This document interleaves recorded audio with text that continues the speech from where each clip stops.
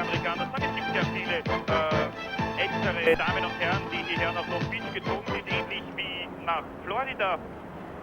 Man nennt Long Beach bei den Rennsportfreunden auch das Monte Carlo des Westens.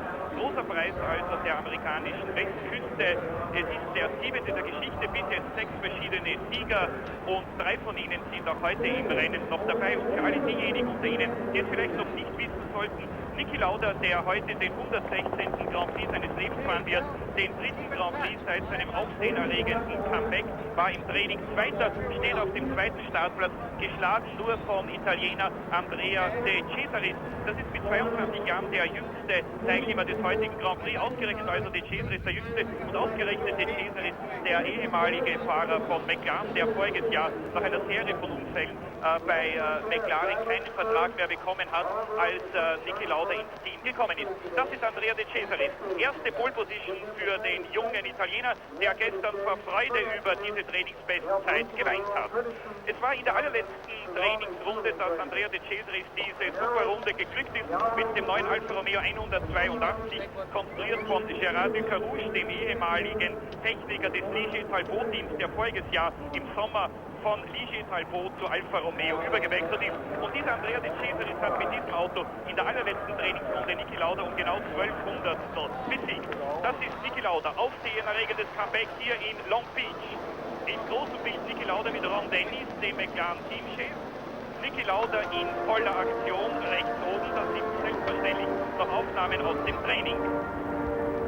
Niki Lauda hat in jeder der 5 Trainingssitzungen irgendwann einmal geführt, hat 4-mal erst in der allerletzten Runde die Bestzeit verloren. Das war am Freitag gegen Keke Rosberg, am Samstag gegen Prost, zunächst Vormittag gegen Andrea De Cesaris, dann in der letzten Runde des offiziellen Trainings und auch heute früh im inoffiziellen Aufwärmtraining, bei dem die Zeiten ja nicht mehr für die Startaufstellung gelten, hat Niki Lauda Bestzeit gehabt und wurde in der letzten Runde dann ausgerechnet von seinem Teamkollegen von John Watson noch geschlagen. René Arnoux mit dem Renault Turbo steht auf dem 3. Startplatz, schneller als sein Teamkollege Alain Prost, der in der Weltmeisterschaft nach Kyalami und Brasilien ja in Führung liegt. René Arnoux hatte ein sehr gutes Training, hat im Abschlusstraining etwa 10 Minuten lang sogar geführt. Dann ist ihm der zweite Gang gebrochen, die Zeit wurde ihm etwas knapp nach der Reparatur. Trotzdem noch der 3. Platz für René Arnoux. Allerdings die Renault Turbos sind hier in Long Beach noch niemals in die Weltmeisterschaftspunkteränge gekommen. Es ist eine Anti-Turbo-Strecke, wenn man so sagen darf. Und ich werde es Ihnen später ja noch vorstellen. Die Strecke mit 140 km/h Schnitt. Das ist Alain Prost, der Sieger von Kyalami, der in der Weltmeisterschaft nach 2 Läufen in Führung liegt. Erster Kyalami und 3. zuletzt in Brasilien. Obwohl er dann einen Motor gehabt hat, der um 1000 Umdrehungen weniger gedreht hat, als er sollte. Alain Prost Schwierigkeiten hier im Training nur mit der Turbokühlung, obwohl es nicht besonders heiß ist hier in Long Beach, ungefähr 25 Grad. Das ist also deutlich weniger als noch vor 2 Wochen im Hitze-Grand Prix von Rio de Janeiro in Brasilien. Bruno Giacomelli, 5. schnellster im Training, der zweite Fahrer von Alfa Romeo. Er war der Mann, der zuletzt eine Trainingsbestzeit für Alfa herausgefahren hat in Watkins Glen im Herbst 1980. Damals hat Bruno Giacomelli auch 30 Runden lang im Grand Prix geführt. Giacomelli wurde allgemein höher eingeschätzt als sein jüngerer Teamkollege De Cesaris. Zum ersten Mal aber war De Cesaris in einem Training hier schneller als Giacomelli.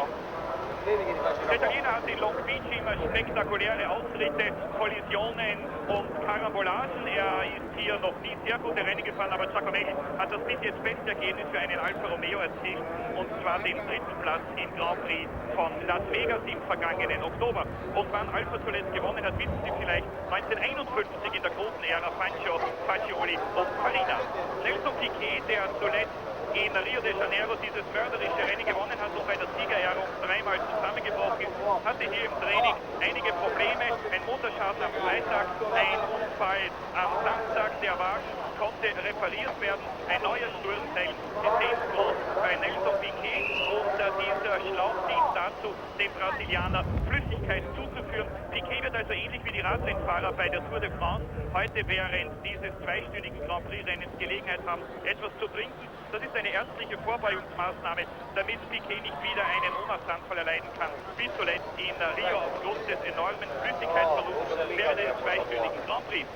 Gilles Villeneuve, Ferrari Turbo, schneller als sein Teamkollege Pironi, hat im Training nicht weniger als 10 Dreher. Er ist mit Grippe hierher gekommen nach Long Beach und sich aber an den Trainingstag recht gut erfangen und war deutlich schneller als sein Teamkollege Pironi. Villeneuve, ein ehemaliger Sieger dieses Rennens, Sieger 1979, natürlich auch Ferrari. 3 Ferrari-Siege bis jetzt und Mario Andretti hat ja früher schon gelegentlich gesagt, Long Beach, das ist eine Art Fiorano, West Fiorano, das wissen Sie, die Teststrecke von Ferrari, auf der Niki Lauda alles zusammengerechnet früher Monate seines Lebens verbracht hat. Keke Rosberg, der Nachfolger von Elton John im Williams-Team, war am Freitag Trainingsschnellster. Warum ist er gestern auf den Abzugplatz zurückgefallen? Weil er einen Kupplungsschaden gehabt hat, gleich in der ersten Runde des Trainings, dann auf den Ersatzwagen umsteigen musste.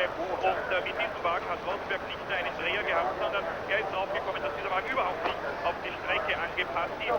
Nach dem Rücktritt von Reutemann ist Rosberg die klare Nummer 1 im Williams-Team. Er hat ständig 2 Autos zur Verfügung, kann also zwischen beiden Autos wählen. Mario Andretti, der hier für Reutemann eingesprungen ist, hatte diese Möglichkeit nicht, denn er hatte nur ein Auto. Herrliches Wetter heute in Long Beach, der berühmte kalifornische Sonnenschein. Zum 7. Mal hier ein Grand Prix-Rennen und noch nie hat es hier beim Training oder während des Rennens geregnet. Mario Andretti steht in der 7. Startreihe neben Eddie Cheever.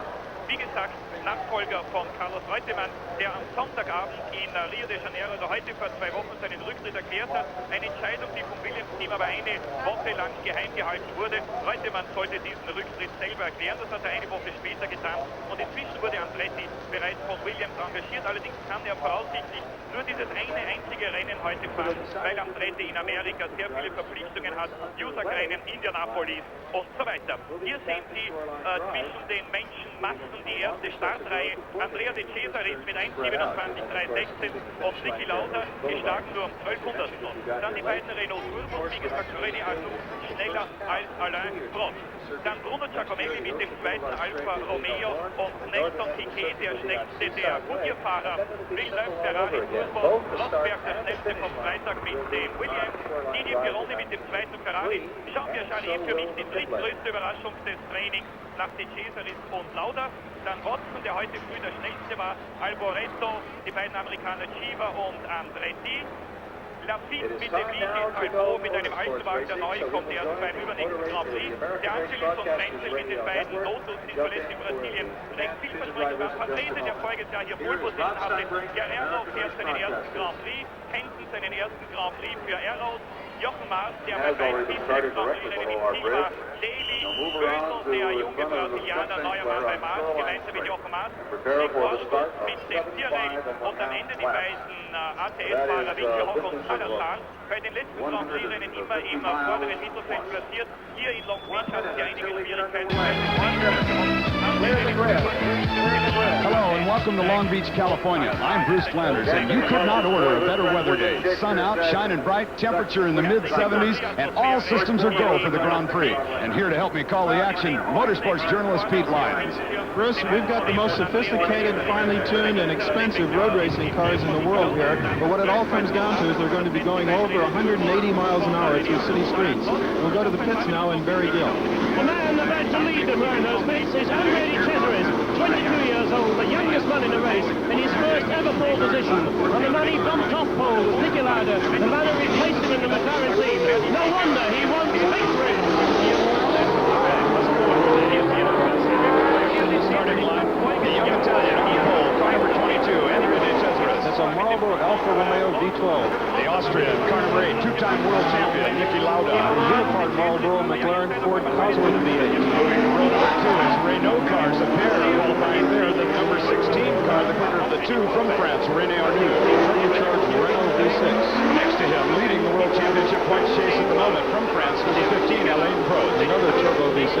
Third row, and here we find the Italian, number 23, Bruno Giacomelli. The red and white Alfa V12.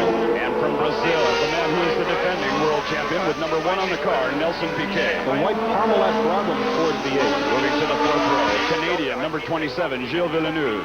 The red car, Ferrari, Turbo V6. The only Finnish driver, number 6, Kiki Rosberg. Tag Williams, Ford V8. Row number 5, number 28 from France, Didier Pironi. Red Turbo Ferrari V6. Car number 31, also a Frenchman, Jean-Pierre Jarier. A Sulla Ford V8. Number 7, John Watson. McLaren Ford V8. Number 3, Michele Alboreto. Tyrrell Ford V8. Number 25, Eddie Cheever from the USA. And next to him, number 5, Mario Andretti. Then to row 8 for the Frenchman, number 26, Jacques Lafitte, and number 11, Elio De Angelis in the 9th row. It'll be number 12, the British driver, Nigel Mansell, and number 2, the Italian, Riccardo Patrese. 10th row will find number 14, Roberto Guerrero, the Colombian, and the Britisher, number 29, Brian Hennon. The 11th row will be number 17, Jochen Naas from Germany, and number 33, Derek Daly from Ireland. 12th row, Raoul Roussel, and car number 18 from Brazil. New Alfa Romeo 182, and he must really be on needles and pins now. You see him there to the left of your pictures, and to your right, his left, is the great ex-world champion Niki Lauda in his Marver car, who has dominated practice. Behind the Alfa Romeo and Niki Lauda are the 2 turbocharged Renaults of René Arnoux and Alain Prost. Then Bruno Giacomelli in the second of the 2 Alfa Romeos, and Nelson Piquet, the world champion who won in Brazil, who crashed in practice, and away.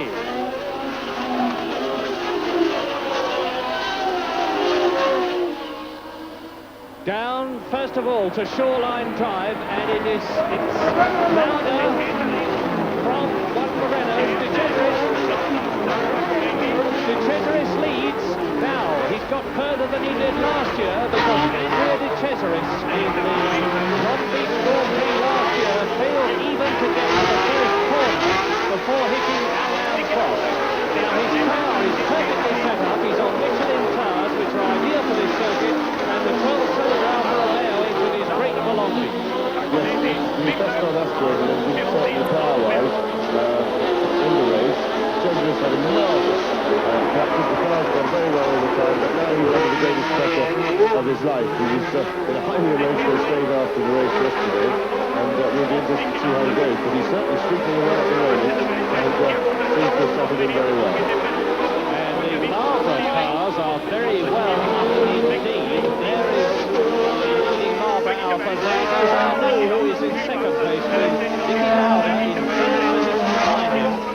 And this is the half lap. Don't forget, 75.5 laps. They first of all go round the course, then along Ocean Boulevard. They are now at Le Gazoumet, which is the sweeping hairpin, which leads round to a new section of the course. They're on this section now. It's an extra turn that has been put in since last year. So they are now coming up towards the end of the first full lap. And it is De Cesaris leading down to another new section. This is where Queen used to be last year. Look at the lead that De Cesaris has now over Arnoux, followed by Lauda.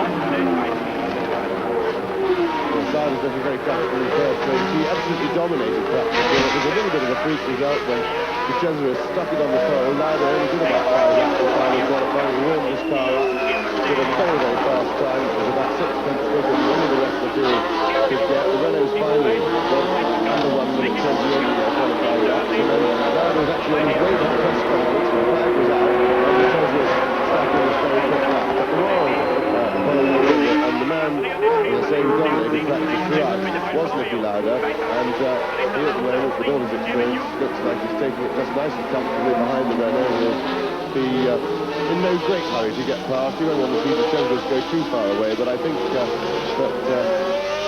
he'll be pretty confident that he can make his move. So it's a long race, it's hard to pass, important for him to pick his spot, and keep out of trouble, keep everything in good shape.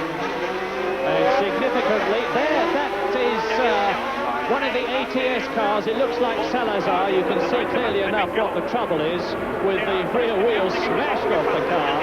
And in fourth position now, it is Bruno Giacomelli. Bruno Giacomelli, so the 2 Alfa Romeos are in first and fourth places.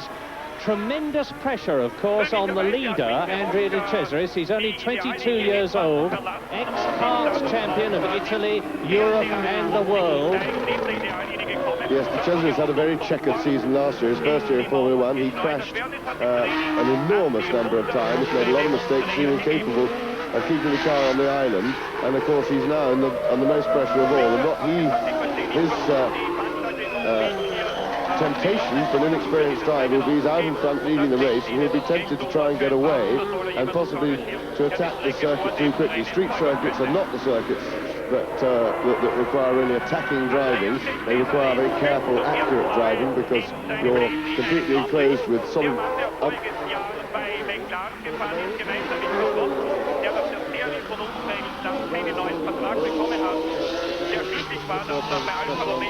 But it will be, in fairness, a surprise, albeit a very pleasant one, if he can hold the pressure and keep the thing on the island. Well, maybe De Cesaris has settled down. Heaven knows, as James said, he had a dreadful season in 1981. He went off, really off, no less than 8 times, and some really catastrophic crashes.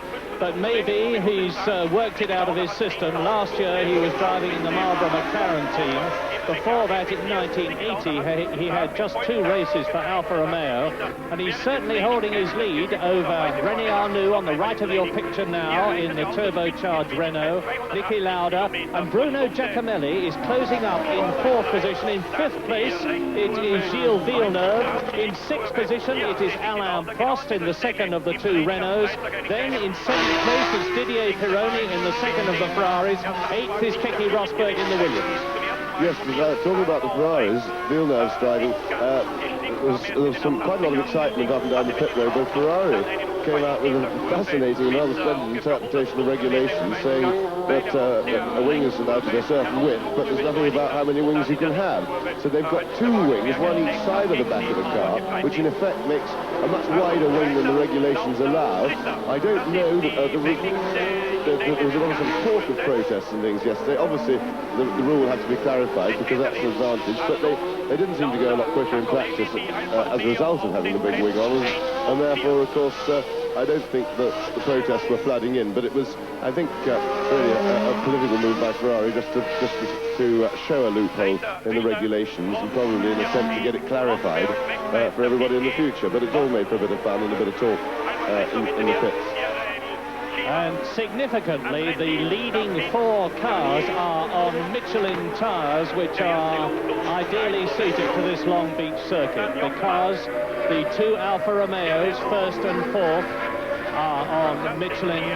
Niki Lauda, that we are looking at now, is on Michelin, and so is the yellow and white Renault. And now De Cesaris is leading René Arnoux by close on 2 seconds, in fact 2.8 seconds. He's extending his lead, Andrea De Cesaris. There, number 8, the great ex-world champion, Niki Lauda, came back into racing after 2 years out of it. Drove a magnificent race in South Africa and finished in 4th position, failed to finish in Brazil, so he is very much out for World Championship points. And if I had to be putting money on anybody in this race, and look at the way Giacomelli is closing up, I would be putting it on Lauda. Yes, Lauda, of course, has got the perennial problem of having a turbocharged car in front of him with a big power advantage. Arnoux only has to cruise it round the corners. Of course, he's not doing that at the moment. He's going as quick as he can, but it's fairly evident from the way Lauda's pressuring him that he would be going a lot quicker if he hadn't got the Renault in front. It's just a question of persuading, really. It looks as if he's going to have to persuade Arnoux to make a mistake, because up until now, he's never looked even close enough to get in a properly challenging position to overtake. See, now he's right up behind him. The power of the Renault will now take the Renault away from him. Renault out-accelerating the Marlboro McLaren quite substantially. But Niki, of course, is experienced enough to be patient. What will be annoying him is, of course, that while he's being delayed by the Renault in front, he's now got Giacomelli coming, starting to put pressure on him from behind. And there's De Cesaris building his lead very steadily, driving very steadily and impressively at the moment, I have to say, doing an altogether very much more mature-looking job than he's ever done before. So, who knows, yes, he's sliding the car very nicely there. It's a yellow flag we got there. We can't see what the incident is. So presumably with his stop or park or the wall there while the marshals are tidying up.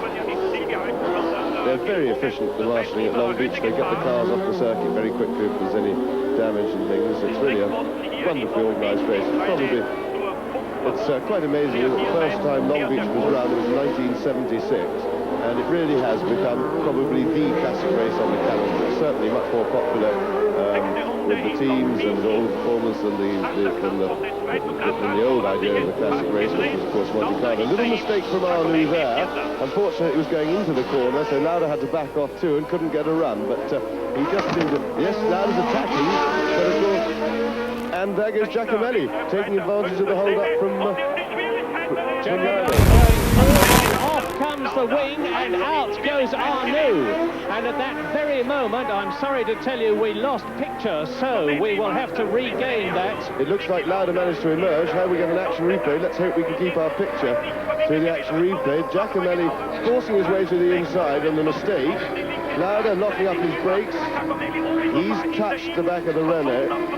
Oh, sorry, no, it was Giacomelli. Giacomelli, so he slid into the back of the Renault. Lauda got away with no trouble. That will be very unfortunate for poor Giacomelli. It was pretty impetuous attacking. He overcommitted himself then, and that's solved all Lauda's problems. He now has a clear run after the leading car of Andrea De Cesaris. Ian, that was a wonderful example of the red flag I was explaining to you earlier. It's a situation where he saw an opportunity to pass and completely overcommitted himself and got too carried away, and as a consequence took himself and the Renault off as well. Is that he now has a clear circuit in front of him, and there is no doubt at all about the fact that René Arnoux was holding up number 8 here, ex-world champion Niki Lauda. We are on lap 7 out of 75 and a half. Yes, he was certainly holding him up, but it was a highly impetuous piece of driving by Bruno Giacomelli, which has in fact been a feature of his driving career.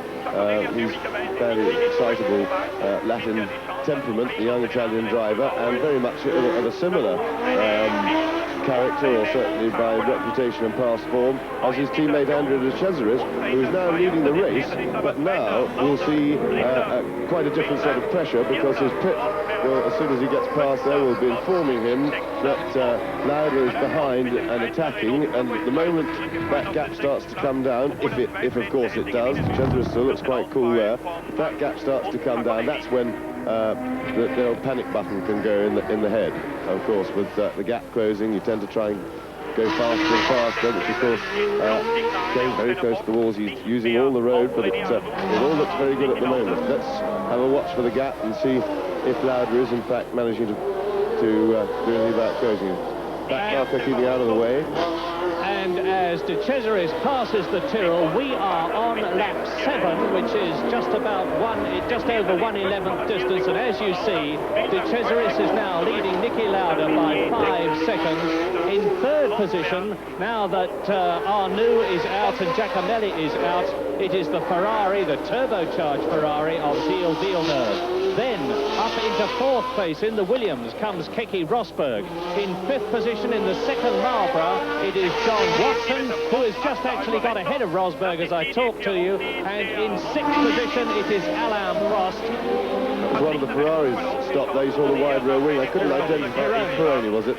Yeah, so Pironi stopped for unknown reasons, looked like mechanical. So, the troubles are hitting all the way down the field. Arnoux out, Giacomelli out, Pironi out. So that's one of the turbos out, the Ferrari, one of the turbos out, the Renault. And there, as I talk, is Arnoux's car with exactly the same sort of problem as the ATS had, the near side rear wheel. Now look at the gap. There is De Cesaris, and I've got the stopwatch running. The gap was over 5 seconds, and it is now 4.63 seconds on lap 8. So Niki Lauda is inexorably gaining on the leader and pulling away from Gilles Villeneuve in third position, Watson fourth, Rosberg fifth, and in sixth position Alain Prost in the red. Yeah, well now the interesting thing comes to see how well young Andrea De Cesaris can handle the pressure, because this really is the moment of maximum pressure for a Grand Prix driver, being chased by a car that's a little bit quicker, trying to hold a lead that you've worked all your life for, and it really does get very tempting to try and go too quick. But of course, what he should console himself with, but it's a difficult thing to do, is the realization that, of course, it's one thing for Lauda to catch him up, but that by no means loses him the race, because the Alfa does have more power than the Cosworth engine McLaren that Lauda's driving, and if De Cesaris handles everything right, good shot of Niki Lauda there, working hard, very hard work in these. We're seeing a replay again here of the incident. Giacomelli going inside, quite frankly, it's very unfortunate for René Arnoux, who was a completely innocent victim, going into the corner. Giacomelli just overcooked the whole thing. Niki Lauda, all his experience showed beautifully, could see the potential incident coming, kept well out of the way, looking for anything, and never even looked like getting involved. Just like an airplane, they don't last very well. We're working lap 8, coming around to complete lap number 9, and you're looking once again at the leader, the young 22-year-old Italian who we had the interview with earlier. And look at him use all of that racetrack. Look how close they do come to those concrete block walls. They really are cutting a fine hair through there, aren't they? You've got to use all the track to get the best out of the car. Picking him up on Pine Avenue once again. He is the youngest driver in today's Grand Prix at the age of 22, and by the way, the average age is something like 29 and a half years of age. So, and Mario Andretti, of course, who's come back for this race, is 42 years of age. He's the oldest at the moment. Down into the Linden Avenue portion, and now onto the manufactured part of this racetrack for just a short period of time, and then they go back out onto the concrete surface streets, which have been blocked off here since roughly Wednesday night at around midnight is when the city makes a transition to a race course.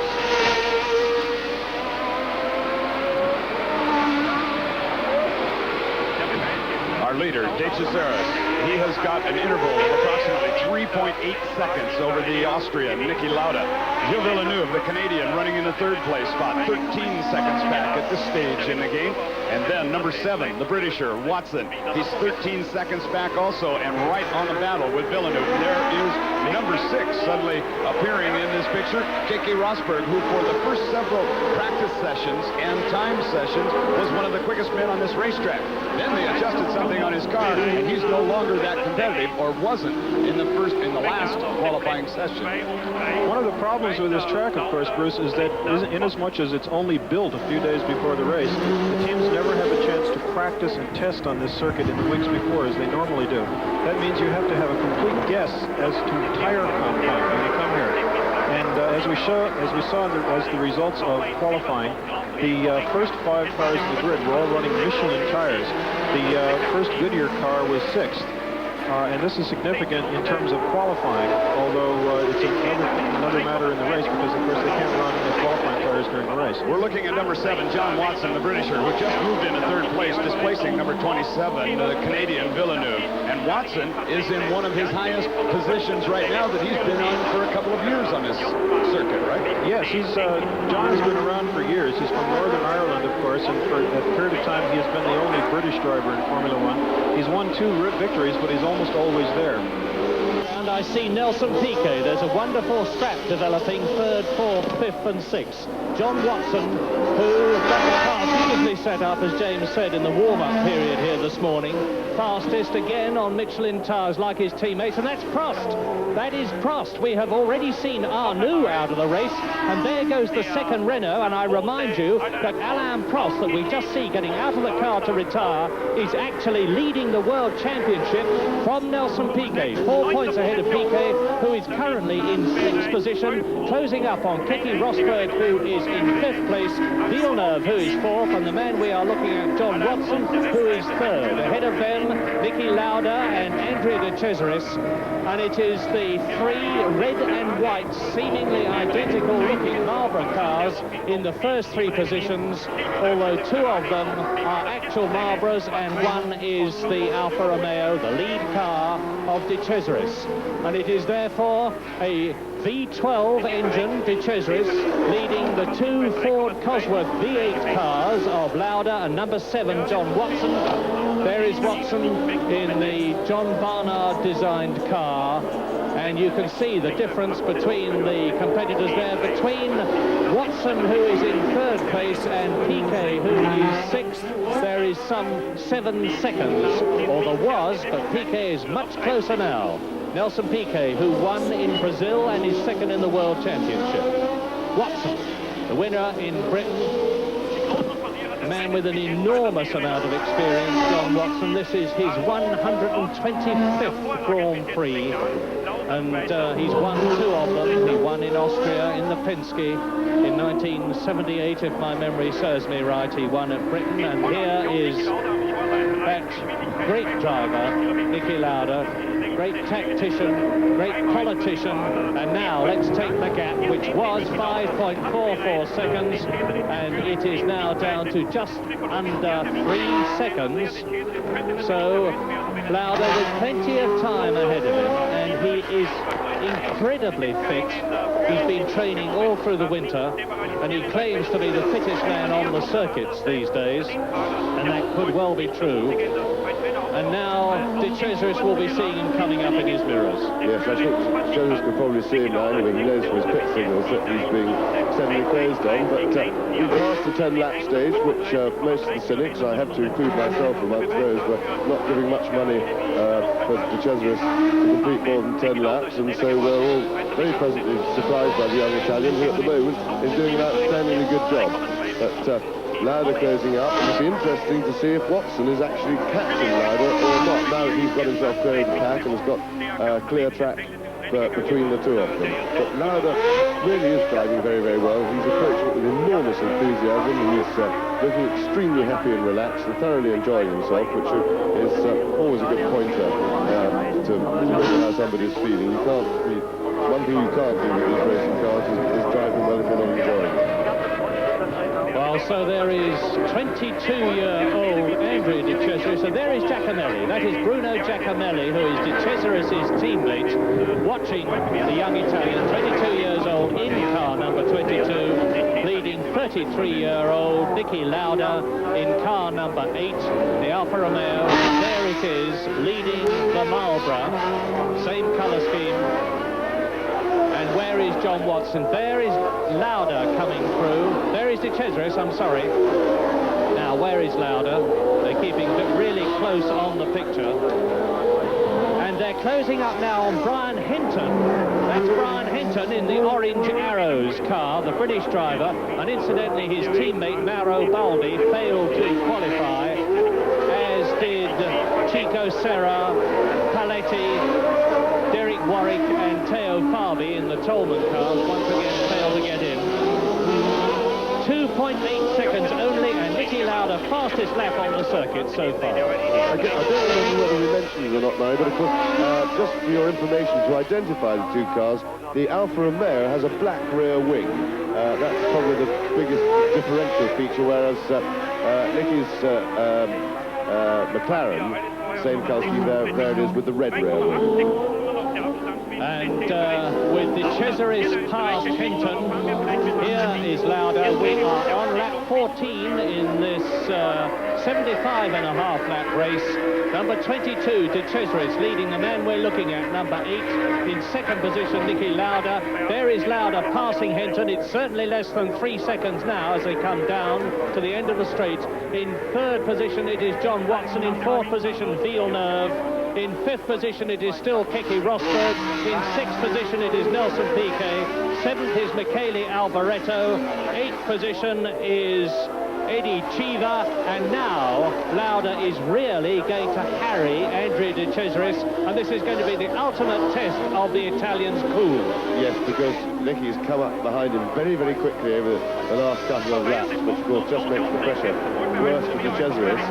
And he's now got him absolutely filling his mirrors, and the temptation, of course, is to drive with your eyes in the back of your head instead of the front, when in fact the best way to handle a situation like this really is to ignore the guy behind you and concentrate on keeping it very clean and straight and no mistakes, because De Cesaris' tactics now should be and have to be that he's no longer in a hurry, because he's not about to get away from it. There's no point in trying to go quickly at sort of full race type qualifying speeds. His job is to protect his lead, and the only way he's going to do that is by making late opportunities. Because the back markers are a bit of a problem, but and now he's going to have a go. No.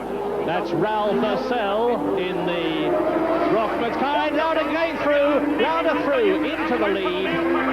Well, that was very unlucky for De Cesaris and a pity for us with the scrap. Lauda protecting the inside there in case De Cesaris has a go. But Raoul Purcell, I have to say, got in the way in a really spectacularly bad manner. I mean, that was a very bad drive by him. はい。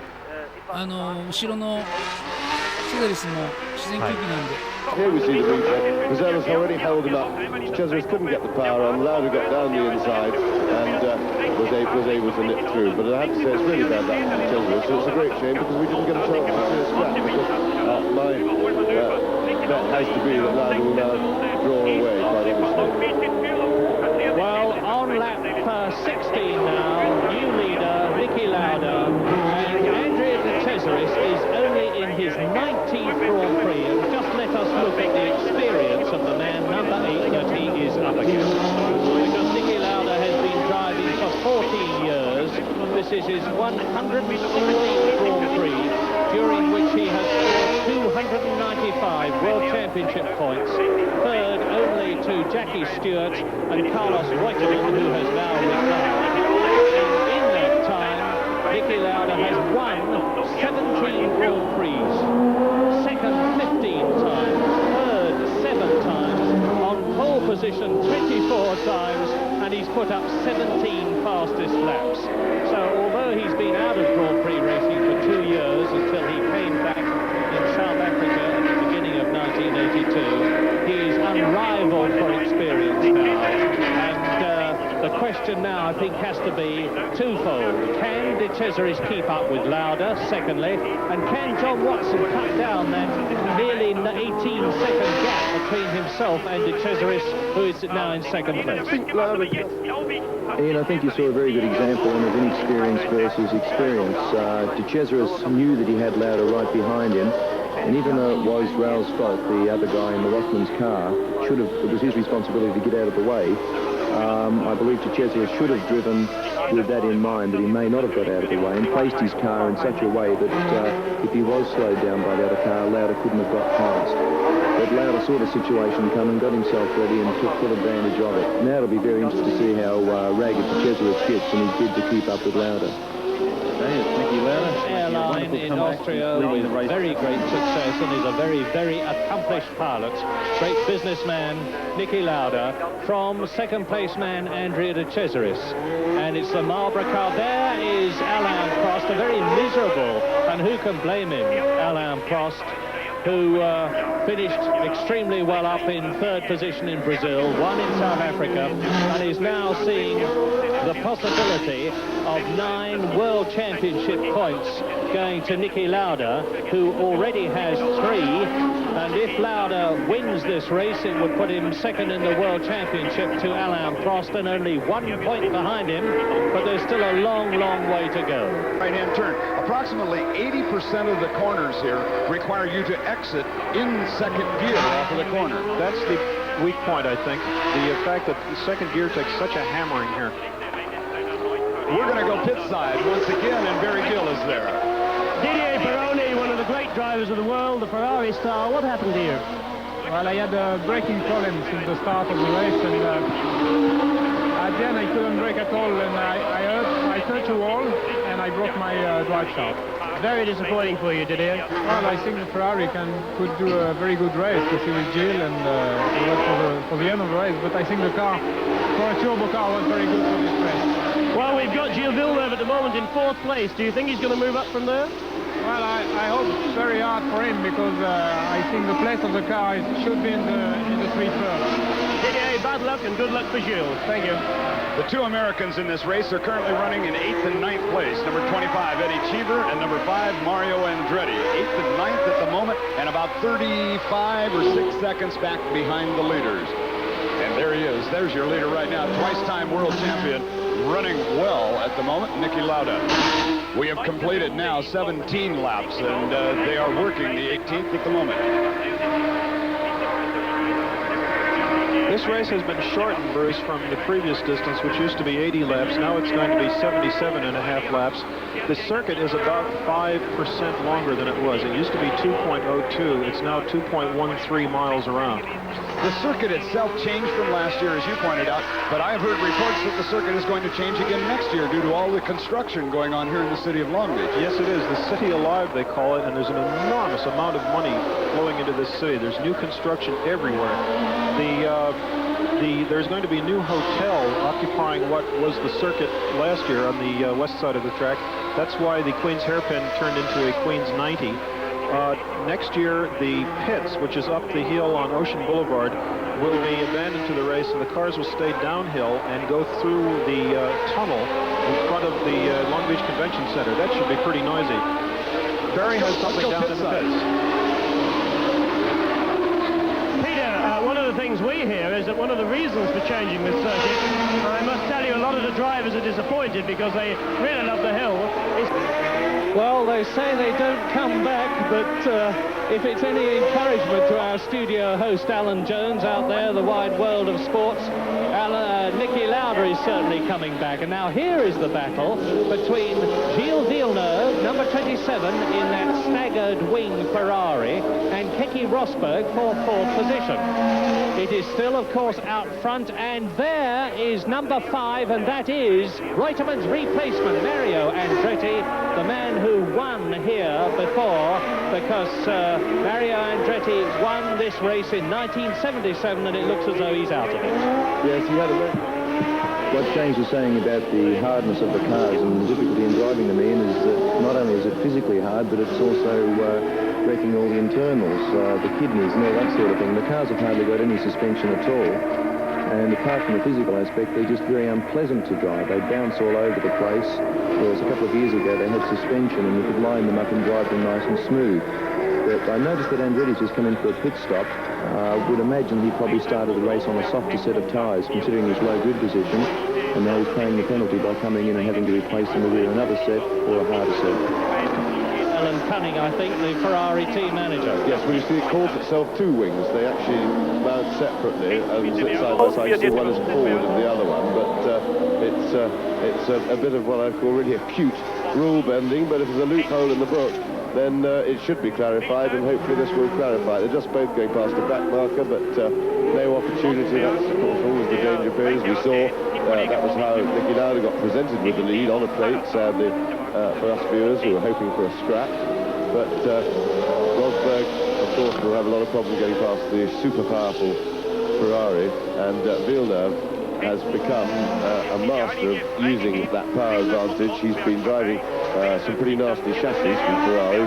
Ferrari have never been great chassis makers. You see Rosberg climbing all over him. Villeneuve slow onto the power. Can he outdrag him? It looks Rosberg's alongside, he's inside for the corner, and he's through. Little mistake by Villeneuve to get it on. I was just saying what a master he was of using that power to keep in front, and the wretched man goes and makes an idiot out of me like that. But fine piece of driving by Rosberg, looking for just that sort of mistake. Look at the power of that Ferrari as he accelerates back, and he's having, yes, oh dear, and that's amazing. Villeneuve just walked past him on the straight, but Rosberg still counter-attacking.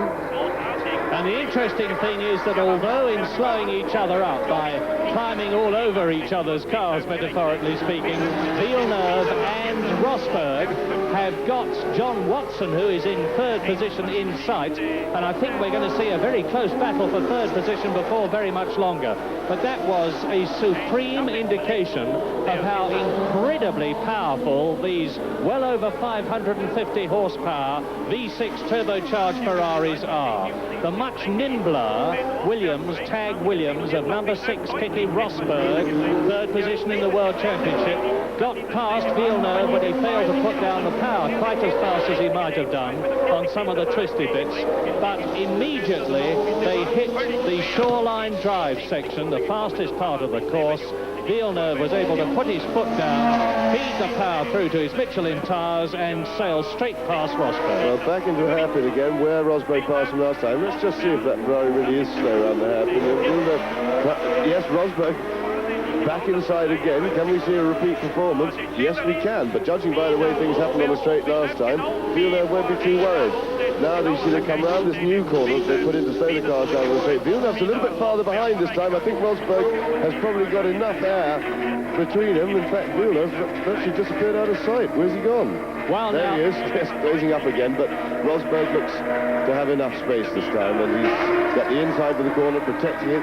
Oops, and Villeneuve got onto the marbles. He spun it, but he stopped. He's still in the race.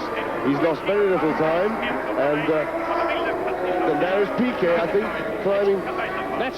Sorry, James, that's Piquet right up with Villeneuve, who did exactly the same thing there as he did on the first lap at Queen's Hairpin last year. Queen's Hairpin doesn't exist anymore. It's been taken out of the circuit. But now there is Rosberg in a secure fourth position, a new fourth-place man, and behind him, some distance, is Gilles Villeneuve, and right on Villeneuve's tail then is Nelson Piquet, the world champion, trying for another point. And here we see it again, the Ferrari, amazing car. He's coming, he catches Rosberg right up, fully 30 yards behind, and now he's trying to outbrake Rosberg round the outside. The irresistible, irrepressible racer spirit in Villeneuve, but he gets on the slippery stuff. He turned in just a little bit late, and now of course he's on the marbles, but brilliantly controlled. He really does have the most amazing car control, because that would have been a much wilder spin in the hands of most drivers, and he got it right back into the race, and he's not lost very much, but he may well have lost his battle with Rosberg, because Rosberg is now hammering up the exhaust pipe for John Watson by the look of things, and so a battle is now developing for third place between Watson, who holds it at the moment, and Rosberg is right behind him, and this is a more evenly match scrap because they've both got Cosworth engines, and Rosberg's attacking. Has he got inside? That was a tight one. Now, the interesting thing is that before this race began, Frank Williams had a little chat with Keke Rosberg, who is famous for his powerful style of driving, and reminded him that after South Africa and Brazil, he only just had enough rubber on his tyres to finish the race, and Rosberg has got to curtail his enthusiasm a bit. This is a very rough course on tyres, and Rosberg is really throwing the Williams about. He's up to third position man John Watson. Yes, because this is his breeding being finished. He was brought up on ice where they learn car control and they learn to throw cars about and get it very sideways. And of course this doesn't really suit a Formula One car. As Mario says, it puts a lot more wear on all the components. It's also not the quickest way to drive them, but we can't accuse Rosberg of not being quick, so he's certainly managing it from that point of view, but at the moment he's got to throw it about because he's having a scrap with Watson, and his main preoccupation for the time being is to try and get by Watson and capture that third place. Well, we are on lap 23, watching the battle for third position between John Watson in the red and white Marlboro and Keke Rosberg in the white and green tag Williams car. Ahead of both of them is Niki Lauda leading on lap 23. Andrea De Cesaris still coolly holding that second position, now some 4.5 seconds behind Niki Lauda, and there is 33 seconds between De Cesaris and the battle that we're looking at, Watson and Rosberg. Only about 2 places to do a clean overtake at this circuit. What you need for passing is a long braking zone. You need a tight corner preceded by a reasonably long straight. There's only 2 of those here. Rosberg has had some pretty good successes in this car, having just come on board with this team this year, hasn't he? Yes, Rosberg is a revelation, really. He's always been a very fiery driver. He did a season or 2 of North American Atlantic Championship racing where he was wildly spectacular. He's a wonderful driver to watch. He won the title. He's gone into Formula One for a couple of years and didn't have quite the car that he has now. He was always very spectacular, but now he's got the equipment to allow his talent to show through. We're going to go pit side once again, and with some items about Mario with Barry Gill. Barry?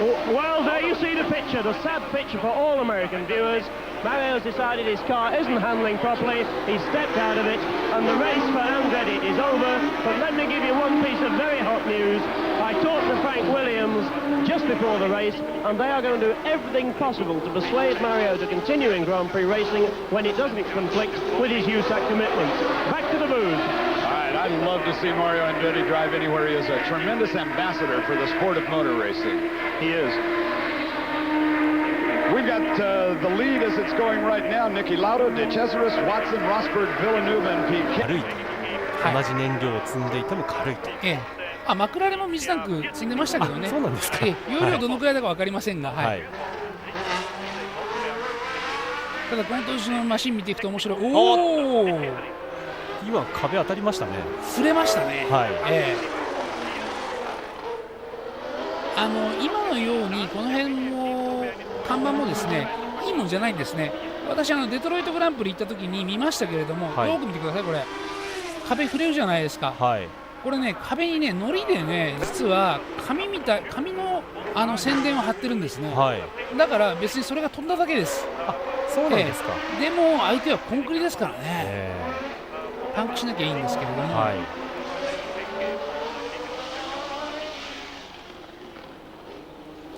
こういうふうに相手を追い回している時のピケは速いですね。この黒いところをちょっとコーナリングスピード落ちてきているような気がするんですけれども、あそこ多分路面砕けてるんですよね。この辺はコンクリですからね。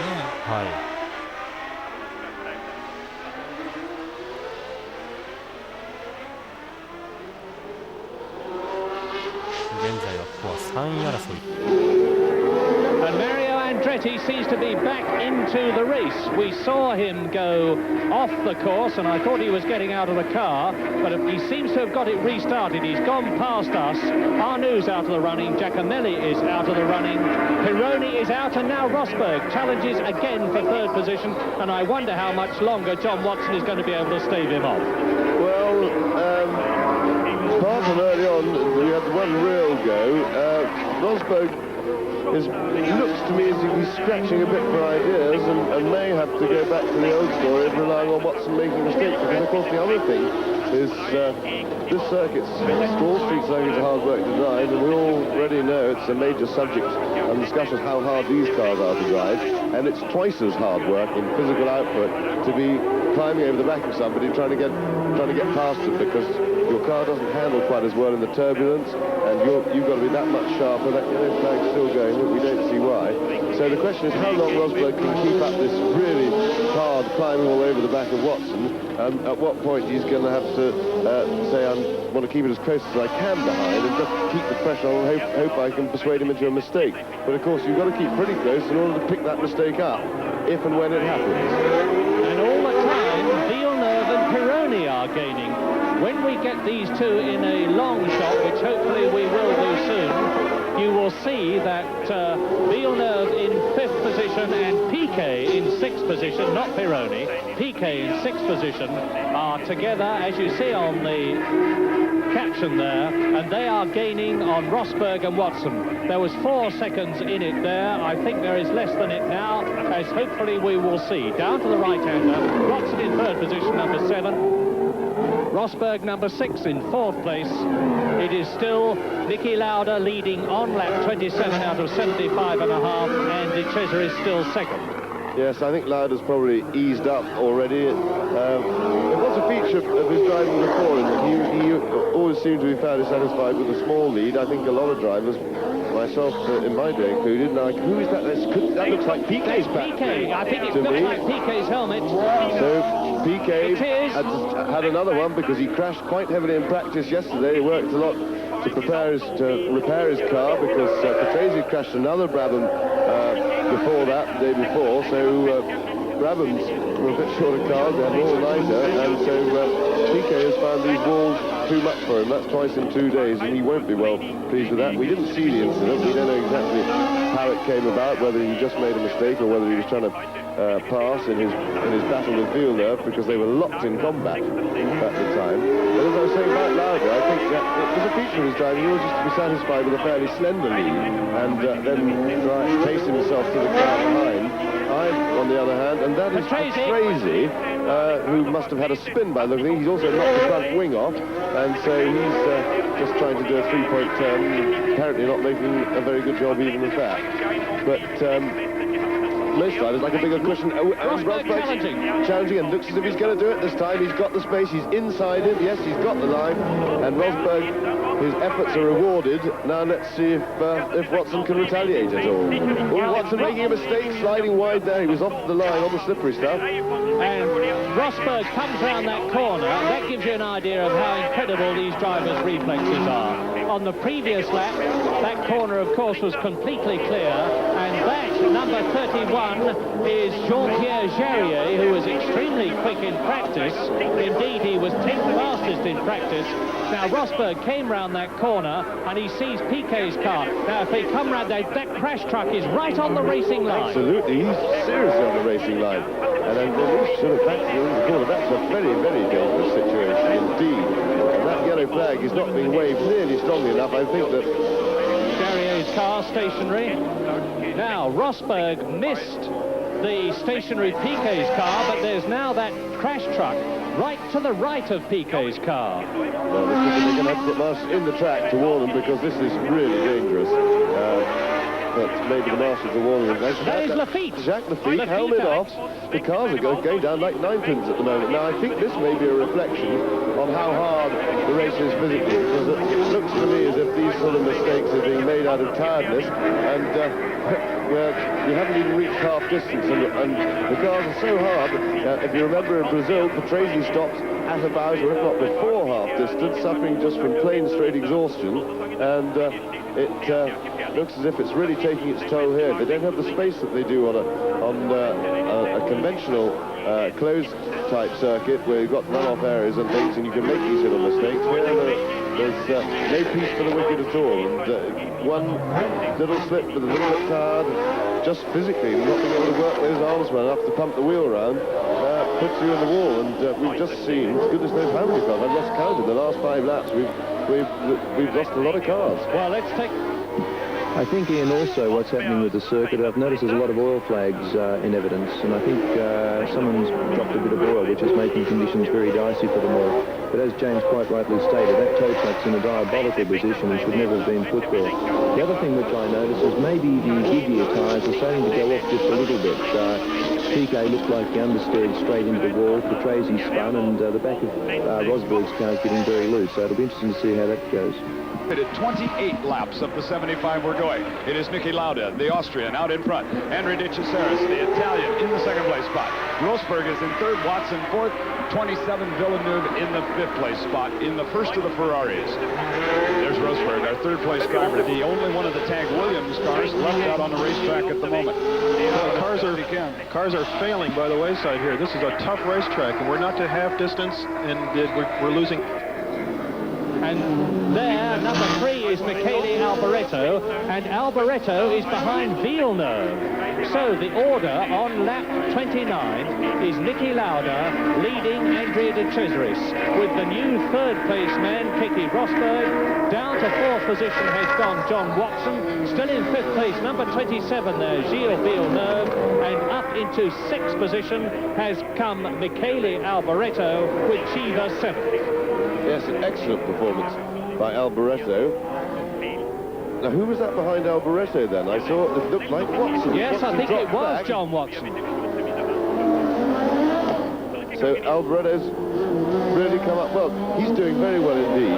It's hard to say how good. Obviously, the Tyrrell is working very well here, but Alboreto is certainly a revelation. He came from nowhere, has no real track record. Look at the flames coming out of the Ferrari. Watson into the pits. Yes, Watson was in trouble then. Yes, Watson pits, and the cars are not going down like 9 pins, but they're certainly disappearing fast from this race. Tyres. They're giving him tyres. It looks like to be the only problem. Of course, they do that as standard anyway when you come into the pit, even if there's anything else. But they don't appear to be doing anything else to the car, so it just looks like Watson's in trouble, which, of course, bodes badly for Niki Lauda, who I think that's Lauda you see in the lead. Maybe that's why he wasn't able to extend his lead, although they didn't anticipate having a problem with tyre wear and tyre overheating, but there is de Cesaris still behind him, giving him a hard time.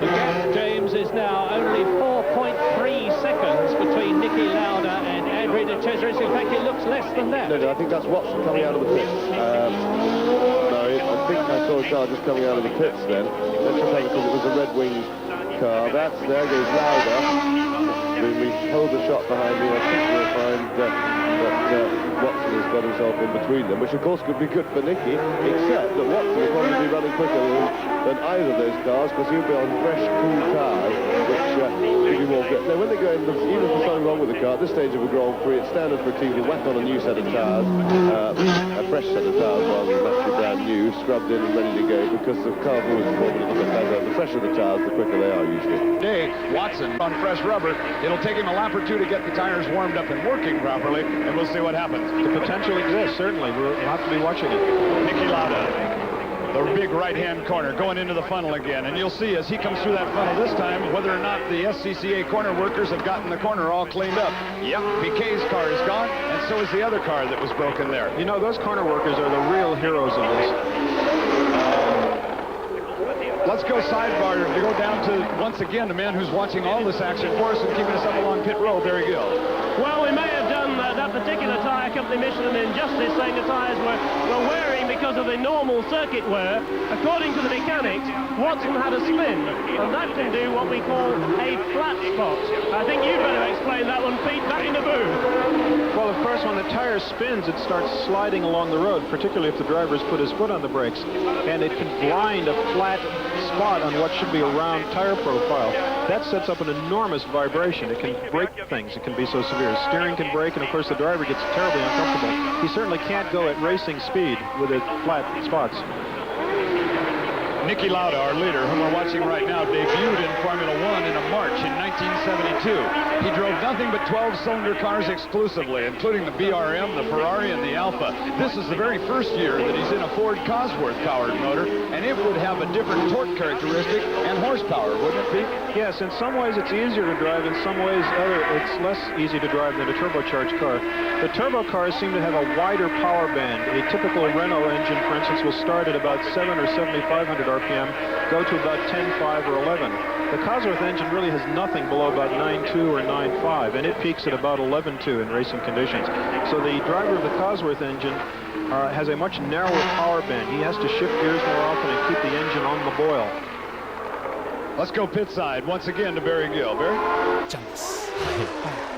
これ何か罰則というのは何か Well, Lauda is on lap 32, 75.5 lap race, so we're still not even at half distance, and there are only really about 12 cars in the running now, 14 on the circuit. There goes De Angelis in the JPS 91. Coming towards us is De Cesaris. There goes the Italian in second place. So he's lasted half the race. Yes, I have to say, a most creditable performance by De Cesaris. I think whatever happens to him now, one would have to say that this has been the outstanding drive of his life. He's done far better than anybody expected, suffering from youthful impetuosity throughout his career, to the point that he was discarded by the McLaren team at the end of last season, and they were even talking of discarding him mid-season. They were so unhappy with his inability to keep the car on the road, and he's in possibly the toughest circumstances that he's ever faced. He's driven almost flawlessly. And his history is, as I said earlier on, like so many of today's drivers, he started off in karts. First of all, he was Italian champion, then European champion, then world champion. Then he moved up into Formula 3. And in 1979 and 80, he was in Formula 2. He won the Formula 2 race at Misano. He drove for Alfa Romeo with the flat 12 engine car in the Watkins Glen US Grand Prix and the Canadian Grand Prix of 1981. Then he switched to the McLaren team, as it was last year, and you've heard what James had to say about that. And then it was a bit of a surprise when Alfa Romeo decided to take him on this season, and a lot of the less charitable people said that it was primarily because he was Italian, but it looks as though he's getting the last laugh now. Here is Keke Rosberg in third position, and we must get a stopwatch on this fighting Finn and see if he is closing the gap between himself and Andrea De Cesaris, number 22 in the Alfa Romeo, who is in second place. We are on lap 34. Lauda leads, De Cesaris second. There is Rosberg on a clear part of the circuit in position, it's still Villeneuve. Piquet's out of the race, as you know. Alboreto is in 5th position. In 6th place, it is Eddie Cheever, making some sort of a drive in the Talbot, which was absolutely diabolical at Brazil. Jacques Lafitte is out of the race. We've seen that happen. In 7th position, it is Elio De Angelis, who has already been lapped by Niki Lauda. And then in 8th position, it is John Watson, who is now out of the pits on fresh tyres and will no doubt be the fastest man on the circuit with fresh rubber. And really back into the points. Indeed, this looks, there's Villeneuve and Alboreto. Now, Alboreto in the blue unsponsored Tyrrell is right with Villeneuve and trying to do to Villeneuve what Keke Rosberg did earlier on. But he seems to lack Rosberg's power. I don't think he lacks any of the Finn's tenacity, and that is De Cesaris. It's happened again. Andrea De Cesaris has lost his cool, as he did so many times last year. There's the fire extinguisher going out, and James, it's happened again. Yes, what a great shame. Still, as I said before, you can't take it away from him. He did a lot better than expected, but he's crashed very heavily too. It looks as if he's hit that wall very hard. There's a lot of damage in that front end. Of course, he must be pretty tired by now, but quite honestly, this is why a lot of people felt that he had no future and no career in Grand Prix racing, because he did last year, despite before every race, saw patience from his team and everybody around him, telling him there's no hurry, just drive slowly, just what you must do. He seemed quite capable of not crashing. As I say, he did much better today, but sadly he's done it again, and quite honestly you can't win a race if you're not in it, and if you're going to crash, Grand Prix racing is not for you, and it really does look as if De Cesaris, shame though it is, and exceptionally well though he's driven, he was not under pressure at this stage. He was following Lauda, he was in good shape behind him, and he's thrown it away. We didn't see exactly what happened, of course, but and one must, in fairness to him, say it could have been a failure on the car. He may not have made a mistake, and we would be wrong of me to criticise him out of hand until we know the absolute facts of it. But it looks as if he's done it again. Well, a lot has already happened as we come fairly close to the half-distance lap. The half-distance lap is lap 37. My quick mental arithmetic tells me in this 75.5 lap race, and we're now on lap 36. Niki Lauda has got an incredibly secure lead because he is now no less than 44.0 seconds ahead of the new second place man, Keke Rosberg. But if Rosberg keeps going and just stays in second place, he will finish up this US Grand Prix West in the lead of the World Championship. And there is Mike Mansell, who has slowed up Villeneuve and is now being passed by Alboreto, and in the process Alboreto is once again right with Villeneuve, who had pulled away from him, and we're looking now in the battle for third position between the Scarlet 1.5 litre V6 turbocharged Ferrari with flames bursting out of the exhaust pipes behind Villeneuve, and Michele Alboreto for third position. And who's that? That looks like Brian Henton out of the race. Climbing. Yes, it's Henton. So Henton in the Arrows is out. He did well to qualify all last season, driving for the Turbo Tollman team. He only qualified for one race in Italy, which he finished. And then he was fired by Tollman, and this year is driving for Arrows. Has qualified here, which he did not do in Brazil. And there is Villeneuve in third position. Now, can Michele Alboreto, 25 years old, there he is, number 3 from Milan. Another ex-Formula 3 champion of Europe. And then last year he also drove in Formula 2 as well as for Ken Tyrrell. There is the new positioning, and you see it's 57 seconds now between Lauda and Rosberg. It was 40 seconds between Lauda and De Cesaris, and Rosberg at the time was 17 seconds behind De Cesaris, who has since crashed. So now there is a long gap between Lauda and Rosberg. We're just coming up to half distance, and half of our cars have gone out. This is an unusual one here at Long Long Beach, as we have destroyed effectively several cars, but it looks as though, and I don't want to be erroneous on any reporting, I have heard nothing about any injuries to any of the drivers at all, but they have sure ruined some cars. This is tough stuff. And that's Nelson Piquet, the last of those cars.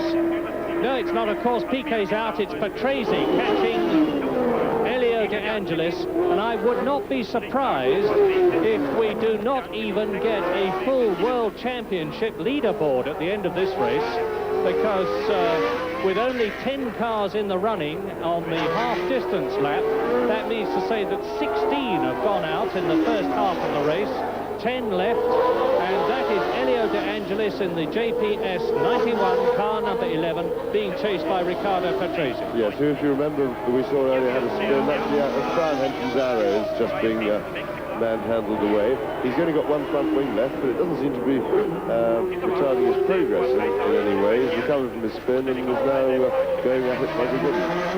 I remember here at Long Beach a few years ago, Alan Jones in the FW06 Williams car had exactly the same thing happen to him that Patrese has had.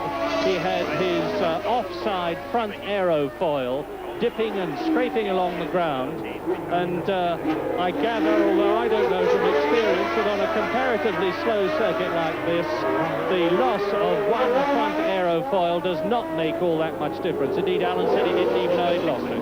Yes, and these days they're more sort of stabilising fields just to get the airflow going under the car. They really do very little of the down thrust. That's all done with the aerodynamic shape underneath the car, with the ground effect shapes given their suction and the huge quantity of grip that they're getting. And yes, De Angelis taking the second line, Patrese leaving about two Italians at each other, hammer and tongs. There's probably a bit of finding a bit of national pride here, as well as class, make it all that much more exciting. Patrese certainly never known to give any quarter in a battle. But well, that looks like, I think that's where De Cesaris crashed. I think they just left his wheel and hub lying around, and that's a pretty silly thing to do, because the brake assembly inside one of those wheels, it's a pretty heavy component, and the driver goes off there and hits that, and he can do himself a lot of damage. They're really scrapping away. And Patrese's done it, though. That was terrific stuff. And De Angelis made lots of feints and ducks and weaves, and Patrese was with all of them, and finally nipped her on the inside. Not only a battle between two Italians in two different makes of car, of course, it is a battle for World Championship points, because here, as we see the replay of Riccardo Patrese in Brabham number 2, passing his countryman Elio De Angelis in the JPS 91, Patrese moves up into 6th place and moves up into the World Championship points. So he is in the running for one World Championship point, which is one more than he's got at the moment, because he doesn't have any after South Africa and Brazil. Just remembering that miles out front, we've got Niki Lauda, who now, of course, is on purely an endurance run.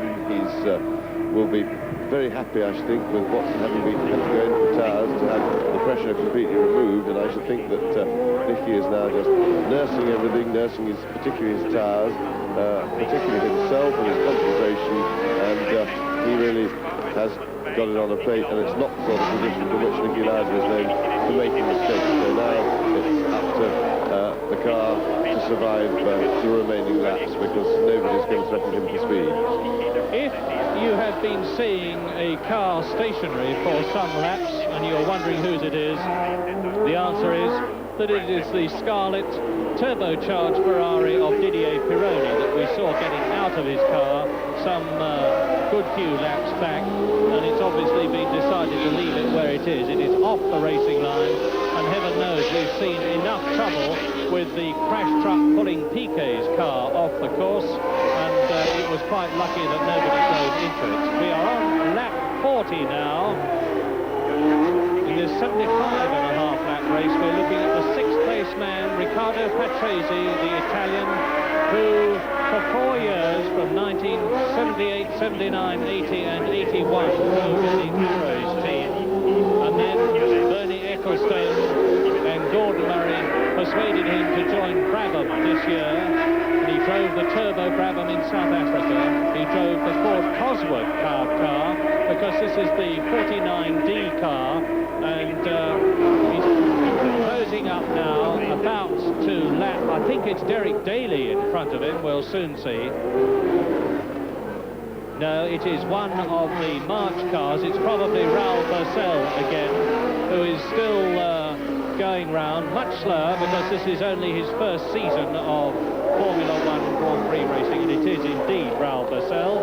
He behaved much more politely that time than he did when he rather spoiled the race from everyone's point of view up front when holding up the Cesaris earlier on. Well, Patrese streaking away now from Elio De Angelis. Patrese in 6th position, trying to make up ground on the 5th place man Eddie Cheever, that we've not seen for a long time. It's still Michele Alboreto in 3rd place. Villeneuve is still going well. Just there is Villeneuve, and a good scrap which is continuing. Michele Alboreto, and it looks as though Ken Tyrrell has again signed a very likely man. He had Eddie Cheever with him, who showed great promise, which unfortunately he's not been able to exploit in this year's Talbot Matra, Eddie Cheever.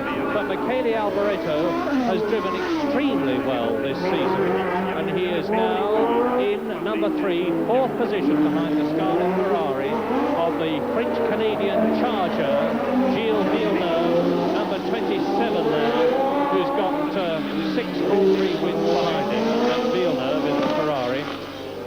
The turbo car. This course at Long Beach, and very wide indeed goes Alboreto. I think it was just a mistake, nothing wrong. He just looked to me like he got out on what we call the marbles, but off the line all the dust and rubber dust that goes down. You get on there, and you have to slow right down. He was skating about, and he just managed to avoid the wall. He seems to be intact, and I'm quite sure that he's a lot quicker than Villeneuve. He's harassing him from the back, and I don't think it'll be very long before he's right back up his exhaust again. As long, of course, that he's got no fundamental problem. Other than that was just a little error. As the race progresses, Ian, the cars throw rubber from their tyres, and any dust or oil build-up that was on the racing line gets gradually thrown out to the outside, and this is what we call the marbles. And if you miss a gear or leave your braking a little late, the car has a tendency to run a little bit wide, and you get onto these marbles, and it's just like driving a normal car on ice. And this is what we'll find as the race progresses. It's you have to stay on line on this circuit because of its tight, twisty nature. It has a tendency of throwing more and more rubber to the side, and I think this has probably been the cause of 1 or 2 casualties so far. The championship, and asked him what changes he would like to make.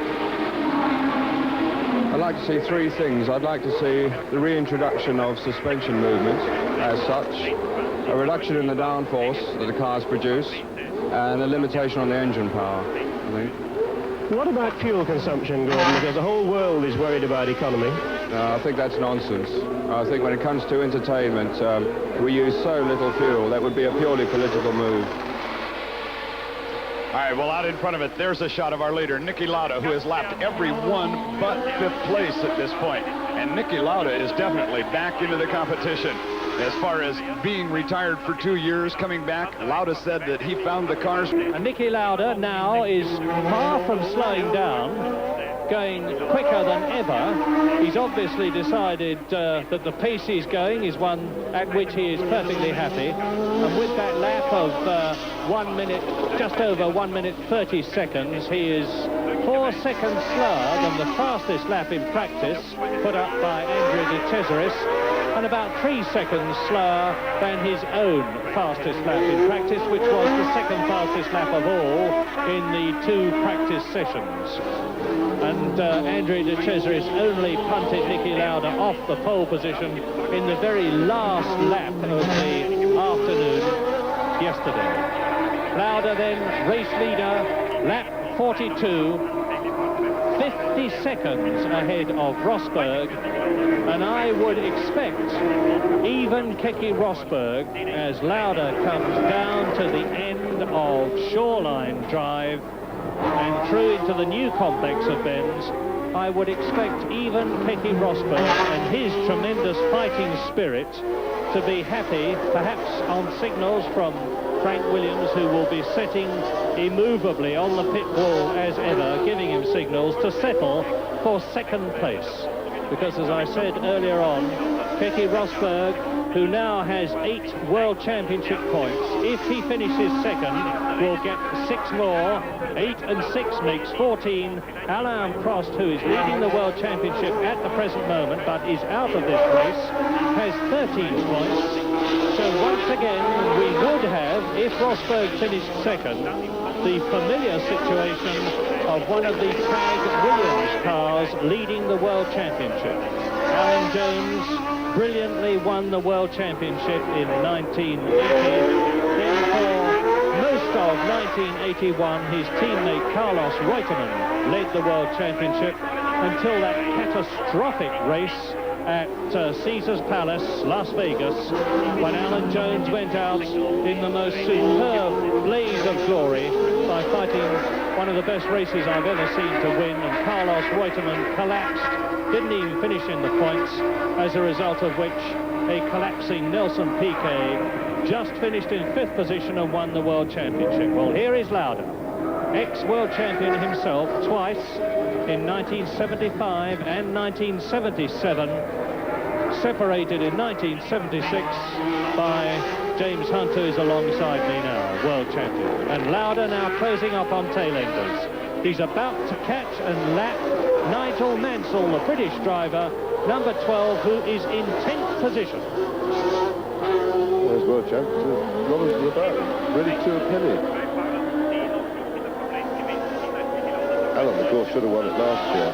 Murray, I should now embarrass him by talking about it, but he was far and away the outstanding driver in Grand Prix racing last year. And he had one of those years that happens to everybody when he had at least 3 races completely run and thrown up, and the car let him down, and that happens, and it always tends to happen to defending world champion. I think Alan would probably agree that last year was the best he drove. I think he probably drove better than the year before. I certainly felt that in my best year as a driver, when I gave my very best driving, was the year after I won the World Championship. And I had to 3 Grand Prix inside outside breakdowns. It's just the way the luck runs, because your luck averages over the long term in this business as in any other, but in the short term, like a year or 2 years, luck plays a very big factor, getting in the right car and also having the car run and finish. And Niki Lauda is now lapping. Well, that was very nice of James. I'll have to buy him a few beers when I see him at Monaco, I think.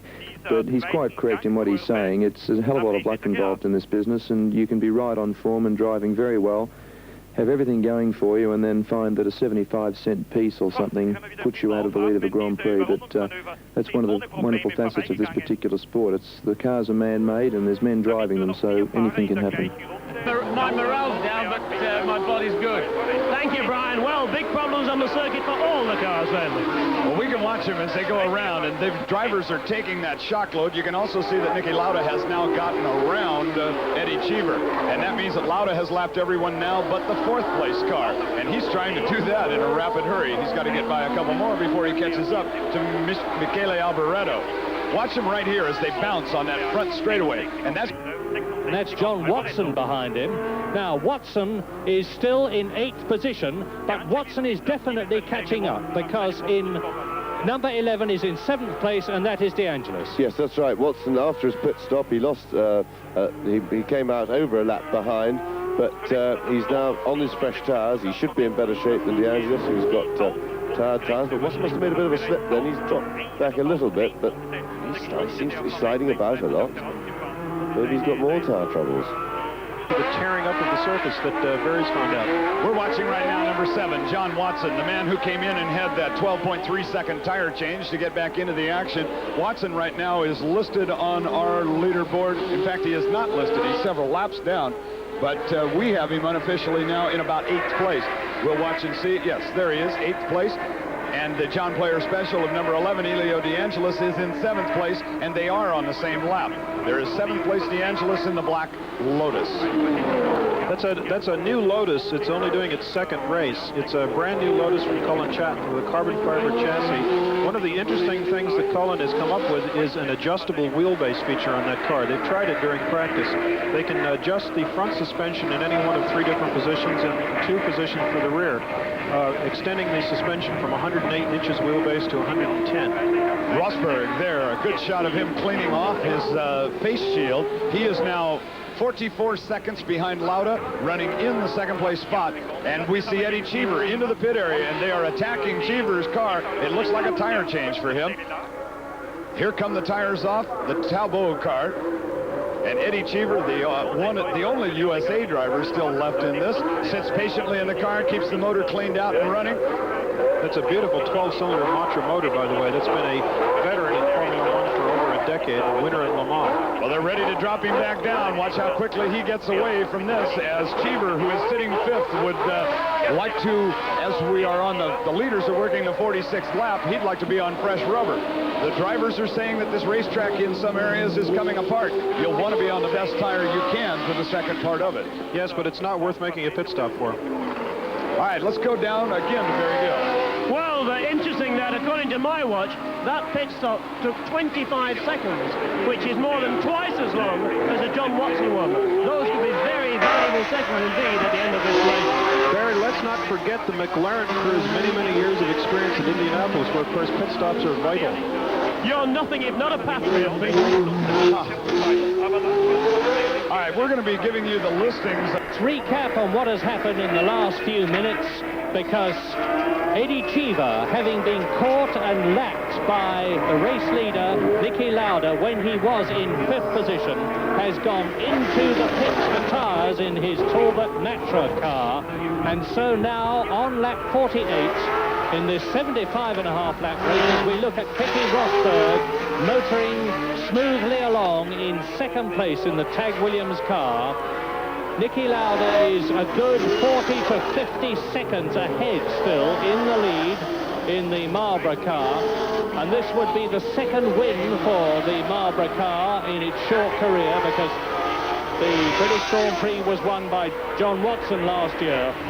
In 3rd position now, up into 3rd position, is Gilles Villeneuve.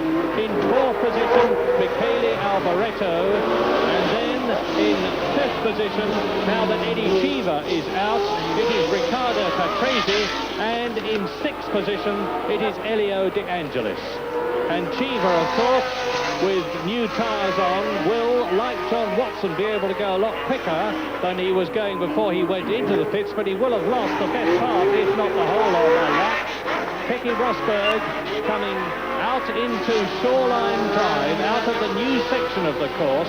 He's into it now, the right and the left. This loop is entirely new since 1981. And there is Alboreto is ahead of him. That looked like Michele Alboreto. Just caught a flash of the blue car, in which case, now, are they going to let us see the car in front of Villeneuve? There is Gilles Villeneuve, who is either in 3rd or 4th position as he comes into Shoreline Drive. So Keke Rosberg in 2nd place has got the full length of Shoreline Drive ahead, and there... It was certainly blue, it's the right colour. We missed it, and Alboreto certainly isn't behind Villeneuve as he had been for some time. So I think it's reasonably safe to do, right? Because he would have had to stop. He can't get the looks far enough up the track. Yes, it's Alboreto. Somehow or other, there is that... no, it's not. It's not.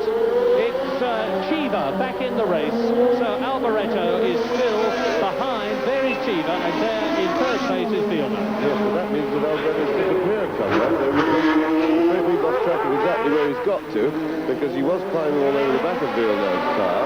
And so does this mean Alboreto's had to go in for tyres or something like that, or has dropped back for tyres? I think he's just dropped back a bit. We'll soon see, because Riccardo Patrese in 5th position is due with us, followed by the 6th place man. We're on lap 49 now. とこですよね。そうなんですか。それってつけてちょっと意地張っただけみたいな感じはしませんか。だからフェラーリもこのロングビーチで土曜になって、急にこれ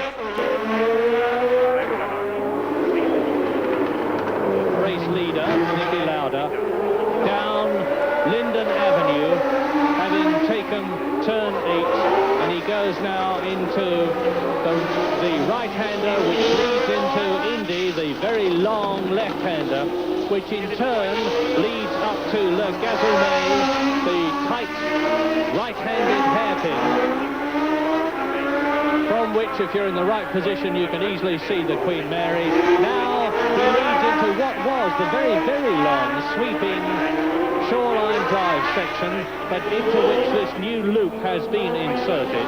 And Niki Lauda is about to complete his 50th lap with 25 and a half to go, because they start on one side of this 2.13 mile circuit and finish on the other. And so Lauda, with the second place man Keke Rosberg a long way behind him, has got 25 laps. It's 2/3 race distance completed for the Austrian number 8, double world champion, 17 wins, ahead of Keke Rosberg in the Tag Williams, Gilles Villeneuve in the Ferrari. In 4th position, it's still Michele Alboreto, ahead of 5th place man Riccardo Patrese. Elio De Angelis is still 6th. John Watson has dropped back a bit in 7th position. In 8th position, Eddie Cheever, who's dropped right down from 5th place. And in 9th position, it is Jochen Maas. And then 2 laps back, Nigel Mansell is ahead of Raul Boesel, and there are now only 11 cars as we look at Riccardo Patrese in 5th position. Well, it is interesting you should talk about that amazing incident about the last right. Niki Lauda, when he talked about it later, said he was lying there, his head was swollen, he was unable to move or speak, and he thought this man was coming to comfort him. And then he started mumbling the last right. And Niki Lauda, and anybody who knows him will believe this, said, I made up my mind then and there that I was not only going to live, I was going to race, and I was going to show that guy that I wasn't ready for speeches. And that's the sort of man he is.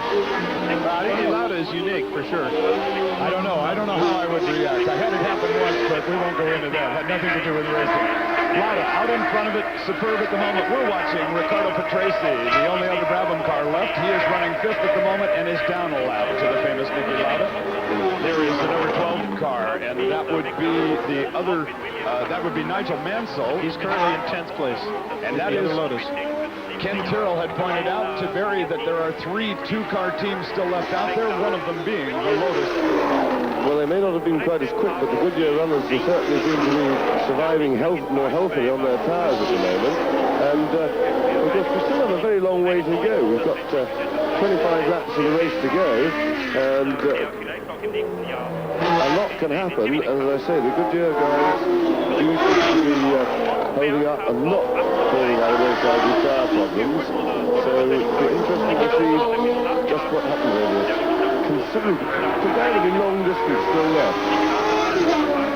Yes, let me not be a prophet of doom, but a lot of the Michelin runners have gone in for new tyres. Watson's gone in, Cheever's gone in. Niki Lauda is still leading on Michelin, and Gilles Villeneuve, of course, is on Goodyear this year in the Ferrari, and Keke Rosberg, who is in 2nd place, is on Goodyear.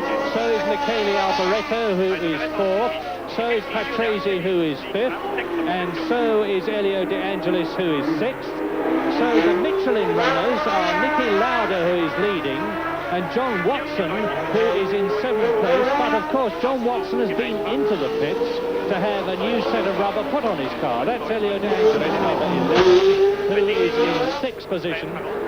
So Niki Lauda will be having to be very careful about his tyres, but on the other hand, as James has said, Lauda has got a tremendous amount of race experience, and he has a very considerable lead, and he could actually afford to give up several seconds a lap in order to conserve his tyres, and still on the 52nd lap do the remaining 23 that he has to do and finish with enough race runs.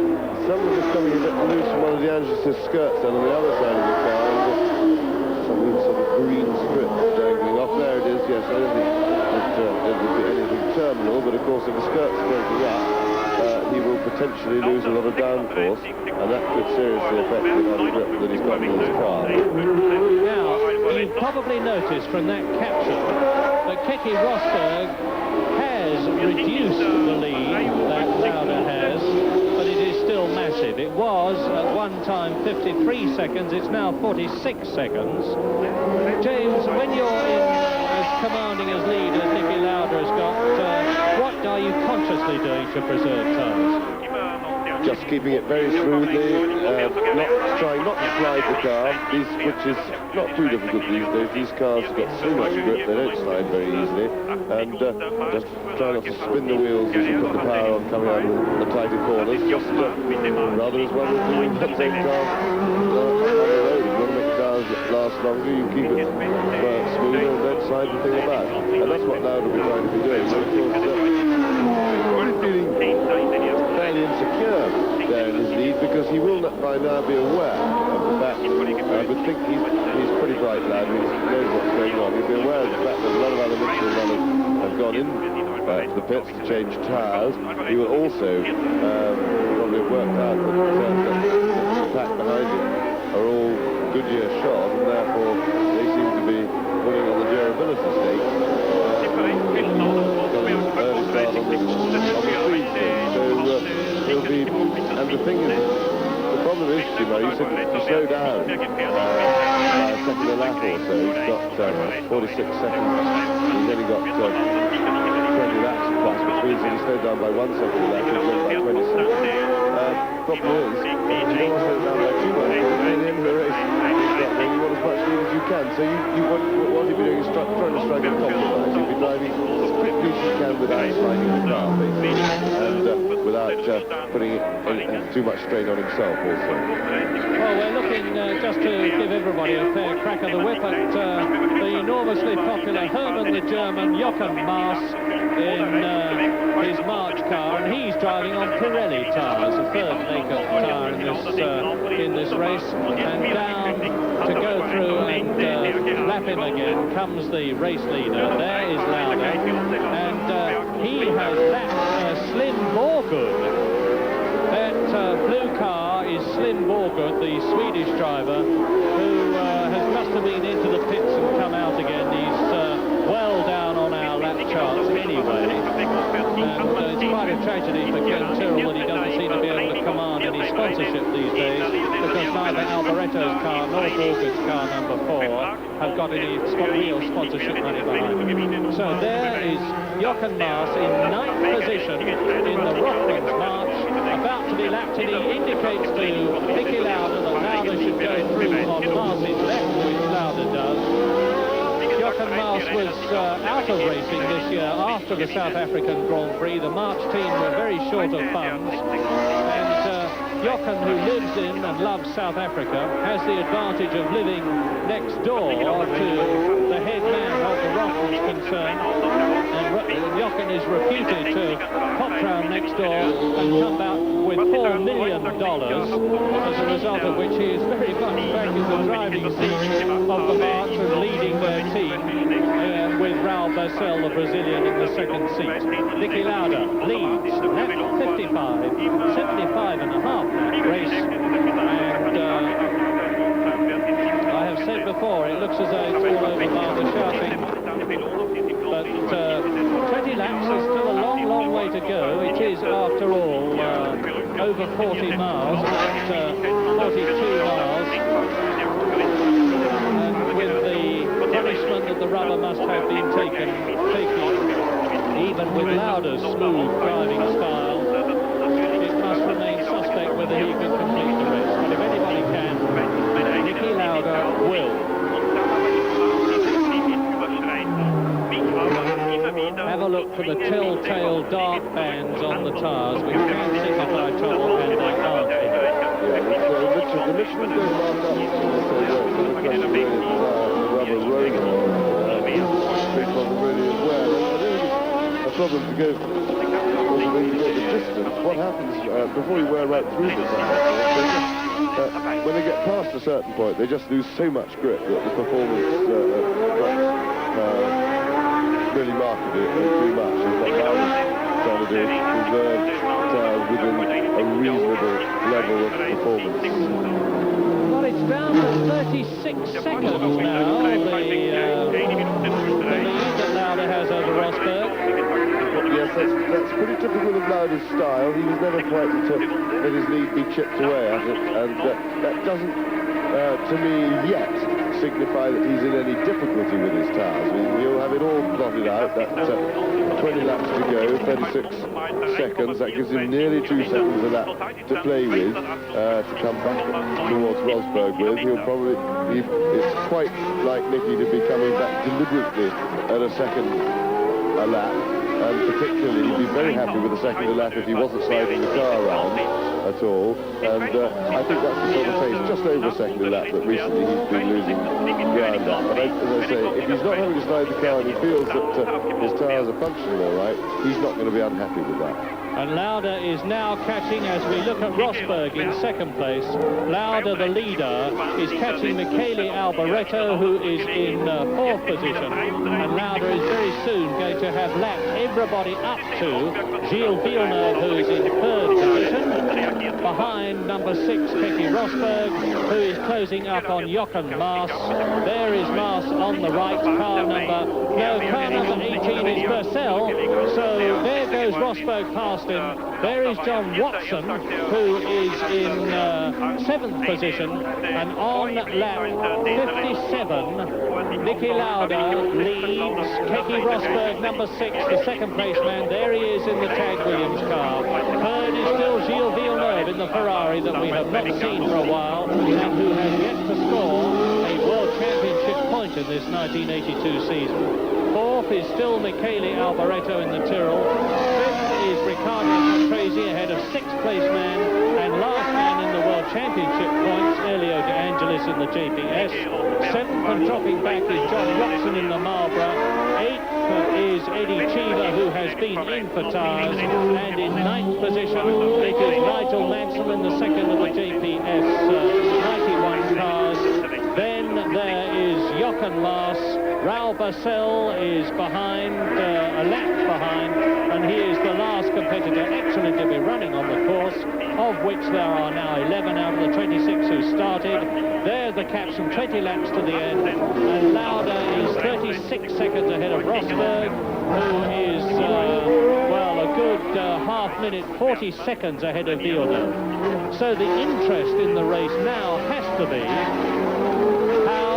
Lauda is pacing himself in the know, and whether this man, number 6, Keke Rosberg from Finland, driving in his first season in the Tag Williams car, can catch up on Nicky Lauda. Rosberg 5th in South Africa, 2nd in Brazil in both races, only finished with the minimum of rubber, and he's certainly taking it out of his Goodyear tyres in this US Grand Prix race at Long Beach. And of course the Goodyear concern, being an American company, will be, to put it mildly, very anxious not to be beaten by a car carrying the French Michelin tyres in their own home country. Of our friends here going around the circuit trying to decide which grandstand to buy a seat in. Lauda in front, Rosberg, whom we're watching, in the second place spot.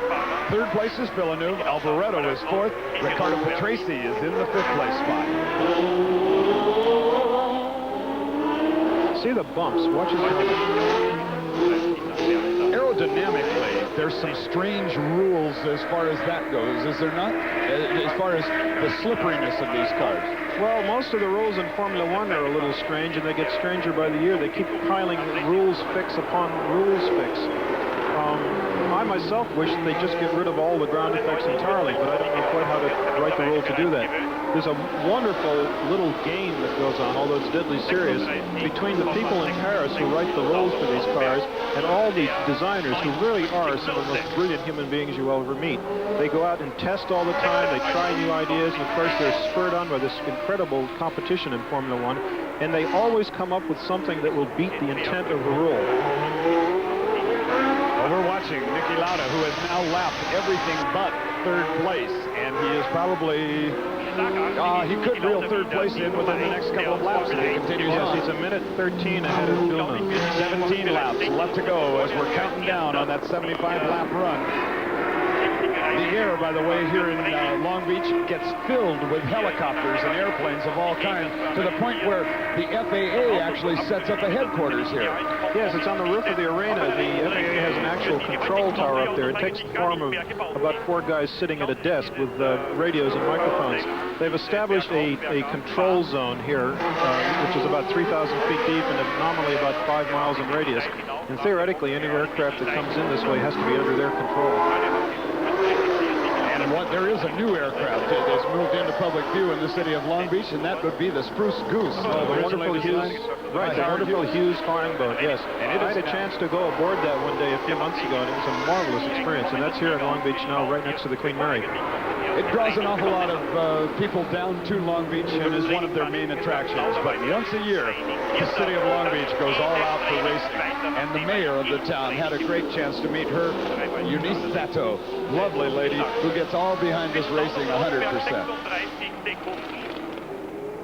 Lauda in front, Rosberg second, Villeneuve. Well, Riccardo Patrese, I can tell you, although you haven't seen this on your screens, is really smoking through the field because he has caught and passed Alboreto, the Italian driver, and there we see confirmation of it as I talk to you. You see that Riccardo Patrese, car number 2, the Brabham, his teammate Nelson Piquet crashed and went out of the running a long, long time ago. But Patrese is upholding the honour of the Brabham team here in America because he has moved up to 4th place ahead of Alboreto in the Blue Tyrrell, who has therefore slipped down to 5th. And Patrese, the Italian, who drove magnificently last year here, he was in pole position in the Arrows, and he led the race for about 30 laps until his transistor box packed up and he had to go into the pits. He came out in 3rd position, held it for a while, and then had to retire, which was bitter gall for the Italian. There is Pironi's car that I mentioned earlier on, parked on the right-hand side of the circuit. And now Alboreto in the Blue Tyrrell, number 3, the 25-year-old Italian, there he is dropping back behind Patrese. He is in 5th position, and Patrese is now doing his level best to catch up with Gilles Villeneuve, who is in 3rd position in the Ferrari, but without, I must say, very much chance of catching him, because we are now on lap 61 out of 75 and a half.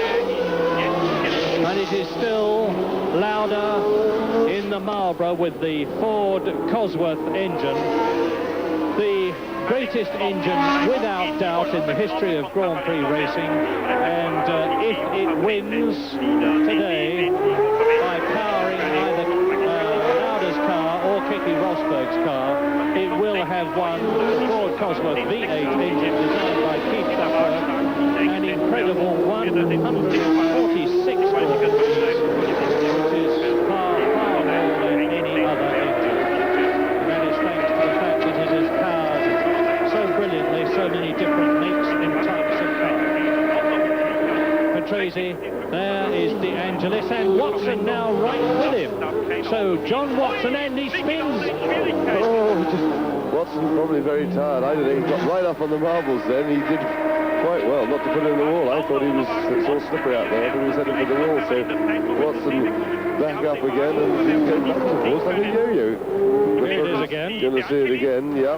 John Watson catching De Angelis, who is in 6th position. Online there, and now just a little bit wide. Now you see all the, he's on the dusty bit, see off where the rubber things, all the dust come off the tire. It's very slippery there. Oh, he must have missed the wall by inches there. Anyway, he's alive and lives again. It's the reverse replay there.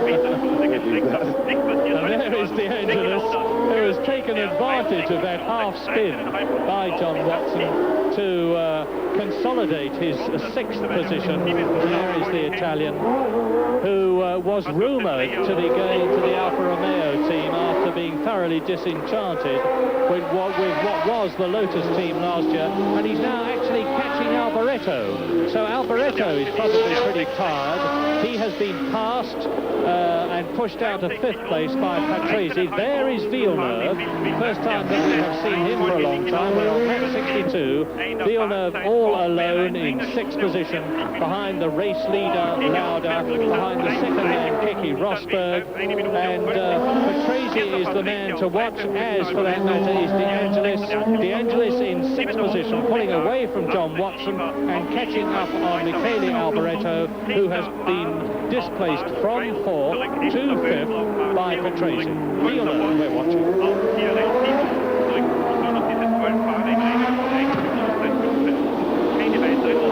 Ferrari were the, so you see the flames punching out of the exhaust pipes as he goes over onto the overrun. And whilst it was Renault, neither of whom, Prost's car and Arnoux's car, both out of this race, who pioneered the turbo car. Look at the flames coming out of Villeneuve's exhaust pipes there.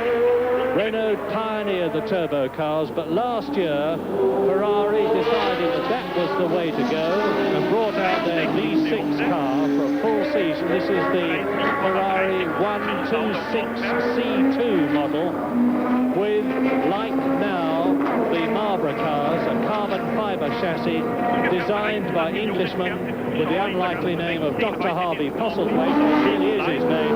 Lauda leads then. There's the gap, 34 seconds now between Lauda and Rosberg. That was on lap 61 and we're now on lap 63. Villeneuve some 40 seconds behind Rosberg, and then Patrese 4th, Alboreto 5th, De Angelis 6th, Watson 7th. In 8th position it is Nigel Mansell that we have just seen. In 9th position it is Jochen Maas. In 10th position Raoul Boesel, and really there are now only those 10 cars effectively in the race.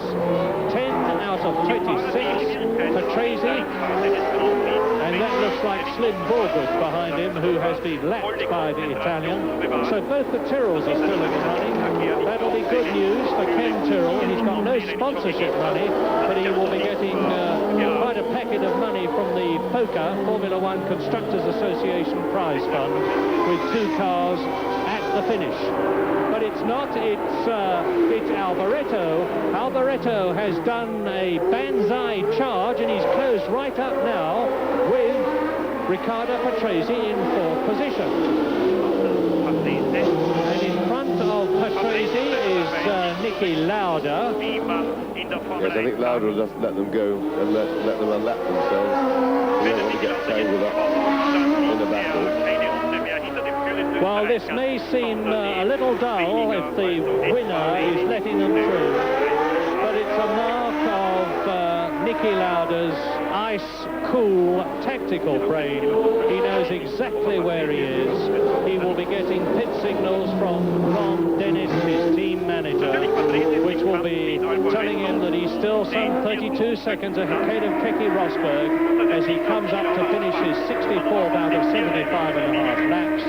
And Niki will know that he's losing very little, if anything. Yes, and he lets Patrese through, no doubt about it. Now he will move over when they've gone through this series of right and left swinging bends and let Alboreto through with the knowledge as they pass Pironi's stationary Ferrari that he's... here it is again. Watch Lauda move over, move to his left, to your right. Yeah, he just braked early and predictably that Patrese through. He doesn't want to get involved in any aggravation, and he certainly isn't racing them. No, in fact, he's just letting out, yes, he's keeping to the side now, letting Alboreto have the line, letting them get on with their race. Well, Alboreto will be able to say, I passed Niki Lauda during the US Grand Prix West, but Lauda a long, long way ahead of him. And he's now on his way to his 18th Grand Prix, and that will move his points up to 304. He's 26 seconds now ahead of Rosberg, and there are 7 laps to go. So no, he's quite safe. He's very, very safe indeed. So that will make him 304 World Championship points. And I think that will actually into second place in the all-time point standings, because Jackie Stewart is the highest number of points ever and the highest number of Grand Prix, 27. 10 laps to go. There's the gap, 22.281 seconds between Becky Rosberg, who is second and still trying to catch that man, number 8, Niki Lauda. Well, I found personally, as an amateur driver, I lose concentration after about 8 laps. These guys have done over 60 laps, and they've got 500 horsepower underneath their right foot. They've got concrete walls and $250,000 machines. So they are now probably at the point where a break in concentration could happen quickly. Well, they, of course, are tuned to it. They're adjusted to it, and they're professional racing drivers, which I certainly am never going to be. With the camera angles that we've got, those of you at home get a chance to see the asphalt that these drivers are talking about and the bouncing and pounding as they make a street circuit into a racetrack for just one weekend out of the year. There is Rosberg, the second-place driver right now, and he is only about 19.5 seconds back of Lauda and is closing. We had him listed just a few laps ago as 22 seconds back. So Rosberg might be on a roll and be reeling in Niki Lauda right now. This has the makings of a terrific finish to this Grand Prix. Rosberg started in the 8th place spot. Now he is in second, but that second is still quite a ways away. They have completed 65 laps, 10 laps to go, less than 10 now, and he would have to pick it up at a rapid clip to have any kind of a chance at all to take the overall win. You know, this pounding that these drivers are absorbing, it's shock loads up through the spine and the neck and bouncing the head around. I understand that Niki Lauda has a doctor who travels with him all the time. It's a fellow named Willy Dunkel, who is a famous Austrian sports medicine doctor, who advises Niki, massages him, and so on, develops his exercise routine to keep him in shape for his pounding. I understand that Willy Dunkel has said that it's a worse kind of pounding than even ski jumpers or downhill skiers go through. Lauda did an awful lot of physical conditioning before he came back into action, too. He went to work on a lot of cross-country skiing or whatever during the winter to get ready. There is Lauda on Linden, now moving on to Seaside, and will be going on to the manufactured part of the racetrack right now. But the differential is getting tighter. We're watching that differential closely, and right now just under 20 seconds. So maybe they have given Lauda the pit board to let him know that Rosberg is beginning to close up a bit. But Rosberg's going to have to make up that distance in only 11 laps now. I doubt that he can do it on straight driving and performance. You can only hope to do it if Lauda is in fact slowing. There are 5 drivers now on the same lap as the leader. There were only 4 for a while, but Alboreto has unlapped himself. De Angelis is trying to make his way back up to the point where he could unlap himself from Lauda. De Angelis in that black John Player Special Lotus, but there is a shot at the highest speed portion of this course. Speeds in the neighborhood of 180 miles an hour. Then all of a sudden, from 5th gear, step on the binders like Niki Lauda is doing now. Pitch it off to the right, get it into 2nd gear, and go in through the narrowest portion of the racetrack. At that point in the track, right there, the racetrack is only 27 feet wide. And of course, Bruce, if you imagine yourself down at the driver's eye level, you're actually below the tops of those concrete walls. It's like driving at 90 and 100 miles per hour through a narrow tunnel. There are places where you literally cannot see 100 feet ahead of you. If there's a piece of metal lying on the track, you'd hit it before you could even see it. It looks as though they have given Lauda the get up and go sign, as here is Alboreto, who unlapped himself earlier, and now Lauda pressing on him. Lauda wants back by. It is Lauda, Rosberg, Villeneuve with 3 different teams in the front 3 spots. Lauda on that Marlboro Ford, and it is now a differential between 1st and 2nd place of 22 seconds. So Lauda has gotten back on the loud pedal again. Rosberg, that was the man that we had closing in on him for a moment in car number 6, the Tag Williams car. But it appears, though, now that race for the lead will not materialize as we had hoped it would. Yes, the gap's back up to 20 seconds now from 19. Rosberg, though, pulling away strongly from John Watson. He's also pulling away from everyone back from 2nd place on back. It looks like there's still 2 healthy cars on this racetrack in 1st and 2nd place. This particular car, and in fact the story about, well, there is the battle right now as Alboreto, who is sitting in the 5th place spot, trying to hold off the leader, Lauda. The one we were watching a moment ago, Rosberg, he inherited a ride when Carlos Reutemann, no, he didn't inherit the ride when Reutemann retired. Alan Jones retired, When Alan Jones retired. Right, Rosberg. the 1980 World Champion. Who wore a unique neck brace at Brazil, at the Rio Autodrome, a circuit which is tremendously bumpy and subjects the drivers to the most extreme physical G-forces, has dispensed with that neck brace here at Long Beach.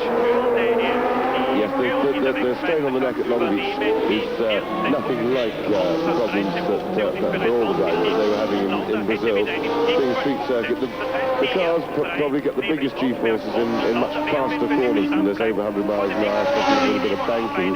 These spur corners, they're not getting so much downforce, you see, not so much suction, because they're not moving through the air fast enough to get the aerodynamics really working. And so they don't, the G-forces here, the neck problems have basically gone away for the drivers. I'm sure they'll be back. And of course, the hard training they went through in Brazil with 2 weeks to recover, they've all probably got slightly stronger necks by now. Plus, of course, the fact I have just reminded myself that the Brazil course was run anti-clockwise, whereas Long Beach, like most of the other courses, is run clockwise. And at Brazil, therefore, it was the wrong side of the neck, as it were, that was taking all the strain. Keke Rosberg is taking the strain, but Lauda is doing it even better. The gap has now gone up to 22 seconds.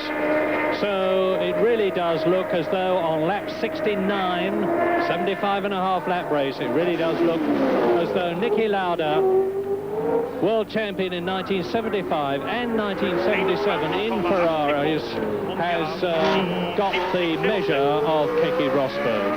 That's the confirmation of it. My 22 seconds was on our hand timing. It was 0.2 of a second out, which isn't bad in comparison with the computerized timing. So there is Rosberg, 5th in Brazil. Sorry, 5th in South Africa, 2nd in Brazil, and on his way to 2nd here at Long Beach. This is most definitely the last race of this wonderful Patrick Head designed FW07, Frank Williams 07 Tag Williams car, because the FW08 will be appearing at the next Grand Prix at San Marino in Italy in 2 weeks' time.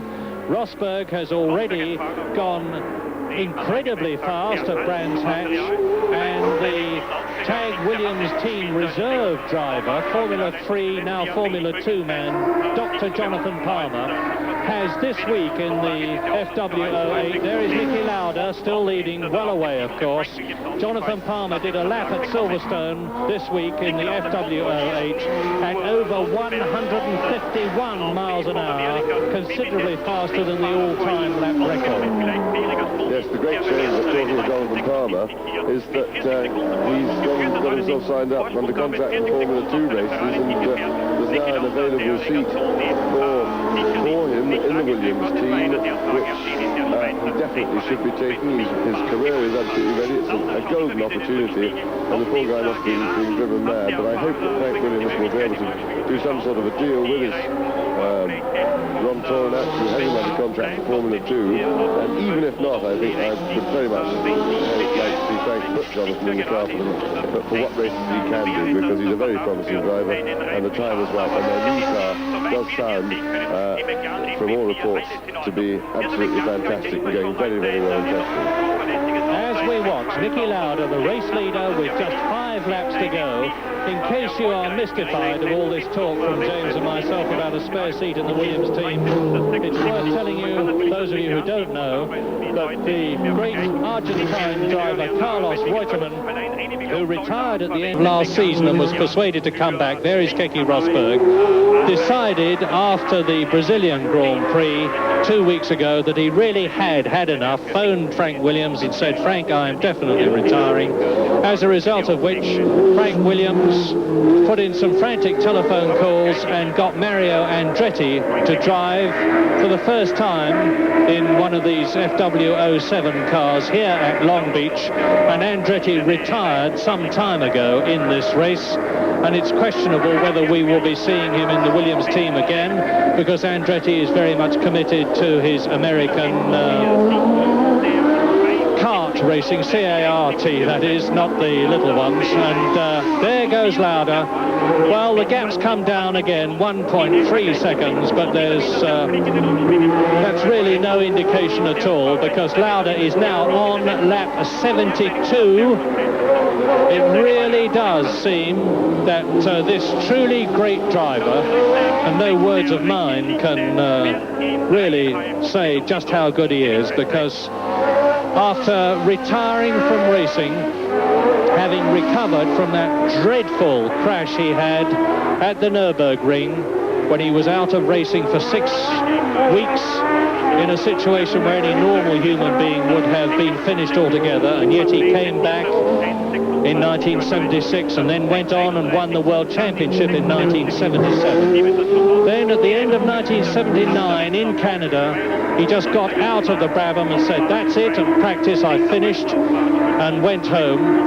He did not race at all in 1980 and 81, built up his airline, Laudair, decided after all that the lure of Grand Prix racing was too great to resist, and then there were a lot of negotiations over the winter of 1981-82 between Niki Lauda and several team managers who were only too anxious to employ this great Austrian, and it was the Marlboro McLaren team that got his name on a contract, and how very, very happy they must be feeling, because he was straight back into the swing of Grand Prix racing in South Africa after having been out for 2 years, and finished in 4th place.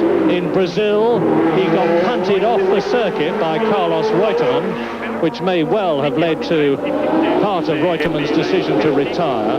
That says after 71 laps, with Lauda 22 seconds ahead, and he is now on lap 73. So only in his 3rd Grand Prix after South Africa and Brazil, and now here in America, in California, in only his 3rd Grand Prix after 2 years out of racing, it looks as though, with just 2 laps to go now, when he comes out of this loop and goes into the Shoreline Drive section, Niki Lauda will be well on his way to finishing this race, and what a wonderful drive it has been. Because when Bruno Giacomelli drove into the back of René Arnoux' Renault, Niki Lauda was right behind Giacomelli and managed, with a superb piece of driving, razor-sharp reflexes, to avoid both the Alfa Romeo and the Renault of Giacomelli and Arnoux, both of which were instantaneously out of the race.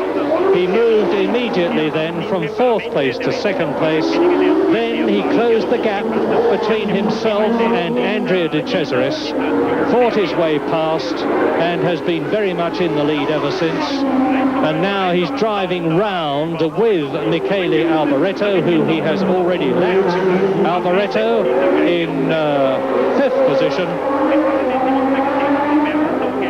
So still on the same lap as Niki Lauda, which incidentally is lap 74, are Keke Rosberg, Villeneuve and Patrese. And actually Michele Alboreto is just on the same lap, but whether he's going to be on it very much longer remains to be seen, because I think Niki is debating with himself about whether he's going to pass him. Well, Alboreto's got no chance of catching the guy in front. He'd be very well advised to let Lauda through so he doesn't have to drive one more lap of the race, because if he finishes behind him, he'll get the checkered flag. If he goes past in front, he's got to go all the way around again. So he could save himself a bit of work if he's got no axe to grind over his position. Well, once more into the fastest part of the course, once more up into top gear, once more at about 150 miles an hour, and down to the brakes and into the right-hander. goes race leader Niki Lauda up towards the Michelob series of bends, then up Pine Avenue and into the Toyota Bend right-hander, underneath the bridge there, along Ocean Boulevard. And Lauda is down the straight for the last time but one, and up in the rostrum is the official that will be giving him that checkered flag, because now Niki Lauda is on the last full lap in this 75.5 lap race. Let us go round. I'm sure the producer will stay with the great Austrian on his last lap. He's got a clear circuit in front of him. As you can see, the sporting American crowd, and it is a record crowd here. There were 50,000 people here yesterday to watch practicing, and there must be well on 100,000 people here today, are rising on the last lap to cheer Niki Lauda home for his 18th Grand Prix win in his superb career. Yes, an absolutely marvellous comeback for Niki. Thoroughly deserved his win. From the moment that he got in a racing car again for the first time for over 2 years, when he started testing McLaren before Christmas, he was completely rejuvenated with enthusiasm and aggression and everything to drive the car, and of course with all his experience and everything as well. He's, if anything, well, certainly a more formidable driver than he was in his last season or two before he retired, when he had other things on his mind. He was building up his airline business. Now he's giving it 100%. He's right into it. He's got himself fitter than he's ever been before in his life, and he's driving as well as he's ever driven, and he's rejuvenated the Marlboro McLaren team, and there he is to take the first win of his comeback. And that means to say that provided Keke Rosberg, who is some 20 seconds behind Niki Lauda, who has won the US Grand Prix West of 1982 at Long Beach, and in the process, as I have said before, won his 18th Grand Prix. Provided Keke Rosberg finishes second, the World Championship positions will be Keke Rosberg leading Alain Prost, Rosberg with 14 points, Prost with 13, and Niki Lauda here will be in third position. That's Chris Pook with the beard, the man who is responsible, and he always has been, for organising this superb Long Beach Grand Prix. And if Niki takes that fireproof balaclava helmet off, we'll see the great Austrian. There he is, and Rosberg in the background, so that confirms. Scars yet from the bad burn that Niki Lauda had, but is he happy looking or what? Let's go pit side and see if Barry Gill is down there and ready or not. I don't know. Niki Lauda, if that cheering behind is anything to go by, this is one of the most popular victories I've ever seen at Long Beach. How do you feel? I feel all right. The car was going very well. The circuit was very difficult because it broke up all over the place, so I don't think it was very nice. But I liked it. A lot of drivers are complaining about the track, but it reminds me of when they complained about Belgium and Jackie Stewart said the good driver stays on the good bits. Is that what you were doing? Sure, I was still on the good bit, but I think it's a bit of a joke. If they change the circuit, they can't put in concrete on the asphalt on this last. And I think it's really shit, but that's the way it is. Niki, 1978 in Italy, when you last won a Grand Prix with the Brabham, what's it like to win again? I feel it's pretty good because I didn't expect it to come that quick, so I'm happy with that. Do you think you'd win a race after 3 races after that long retirement? After practice, yes, so that I might. Congratulations and thanks for a great race. Obviously, a tremendous drive by the one who they nicknamed Super Rat. I don't know why, but there's your finishing order. Niki Lauda, Keke Rosberg, River Leneuve, Ricardo Patrese, Nicolai Alboreto, and Elio De Angelis, the top 6 and earning those World Championship points. It has been a drive. It's been a beautiful day of racing here in Long Beach. This is Bruce Flanders on behalf of Pete Lyons and Barry Gill saying thanks for watching. We sure hope you enjoyed it.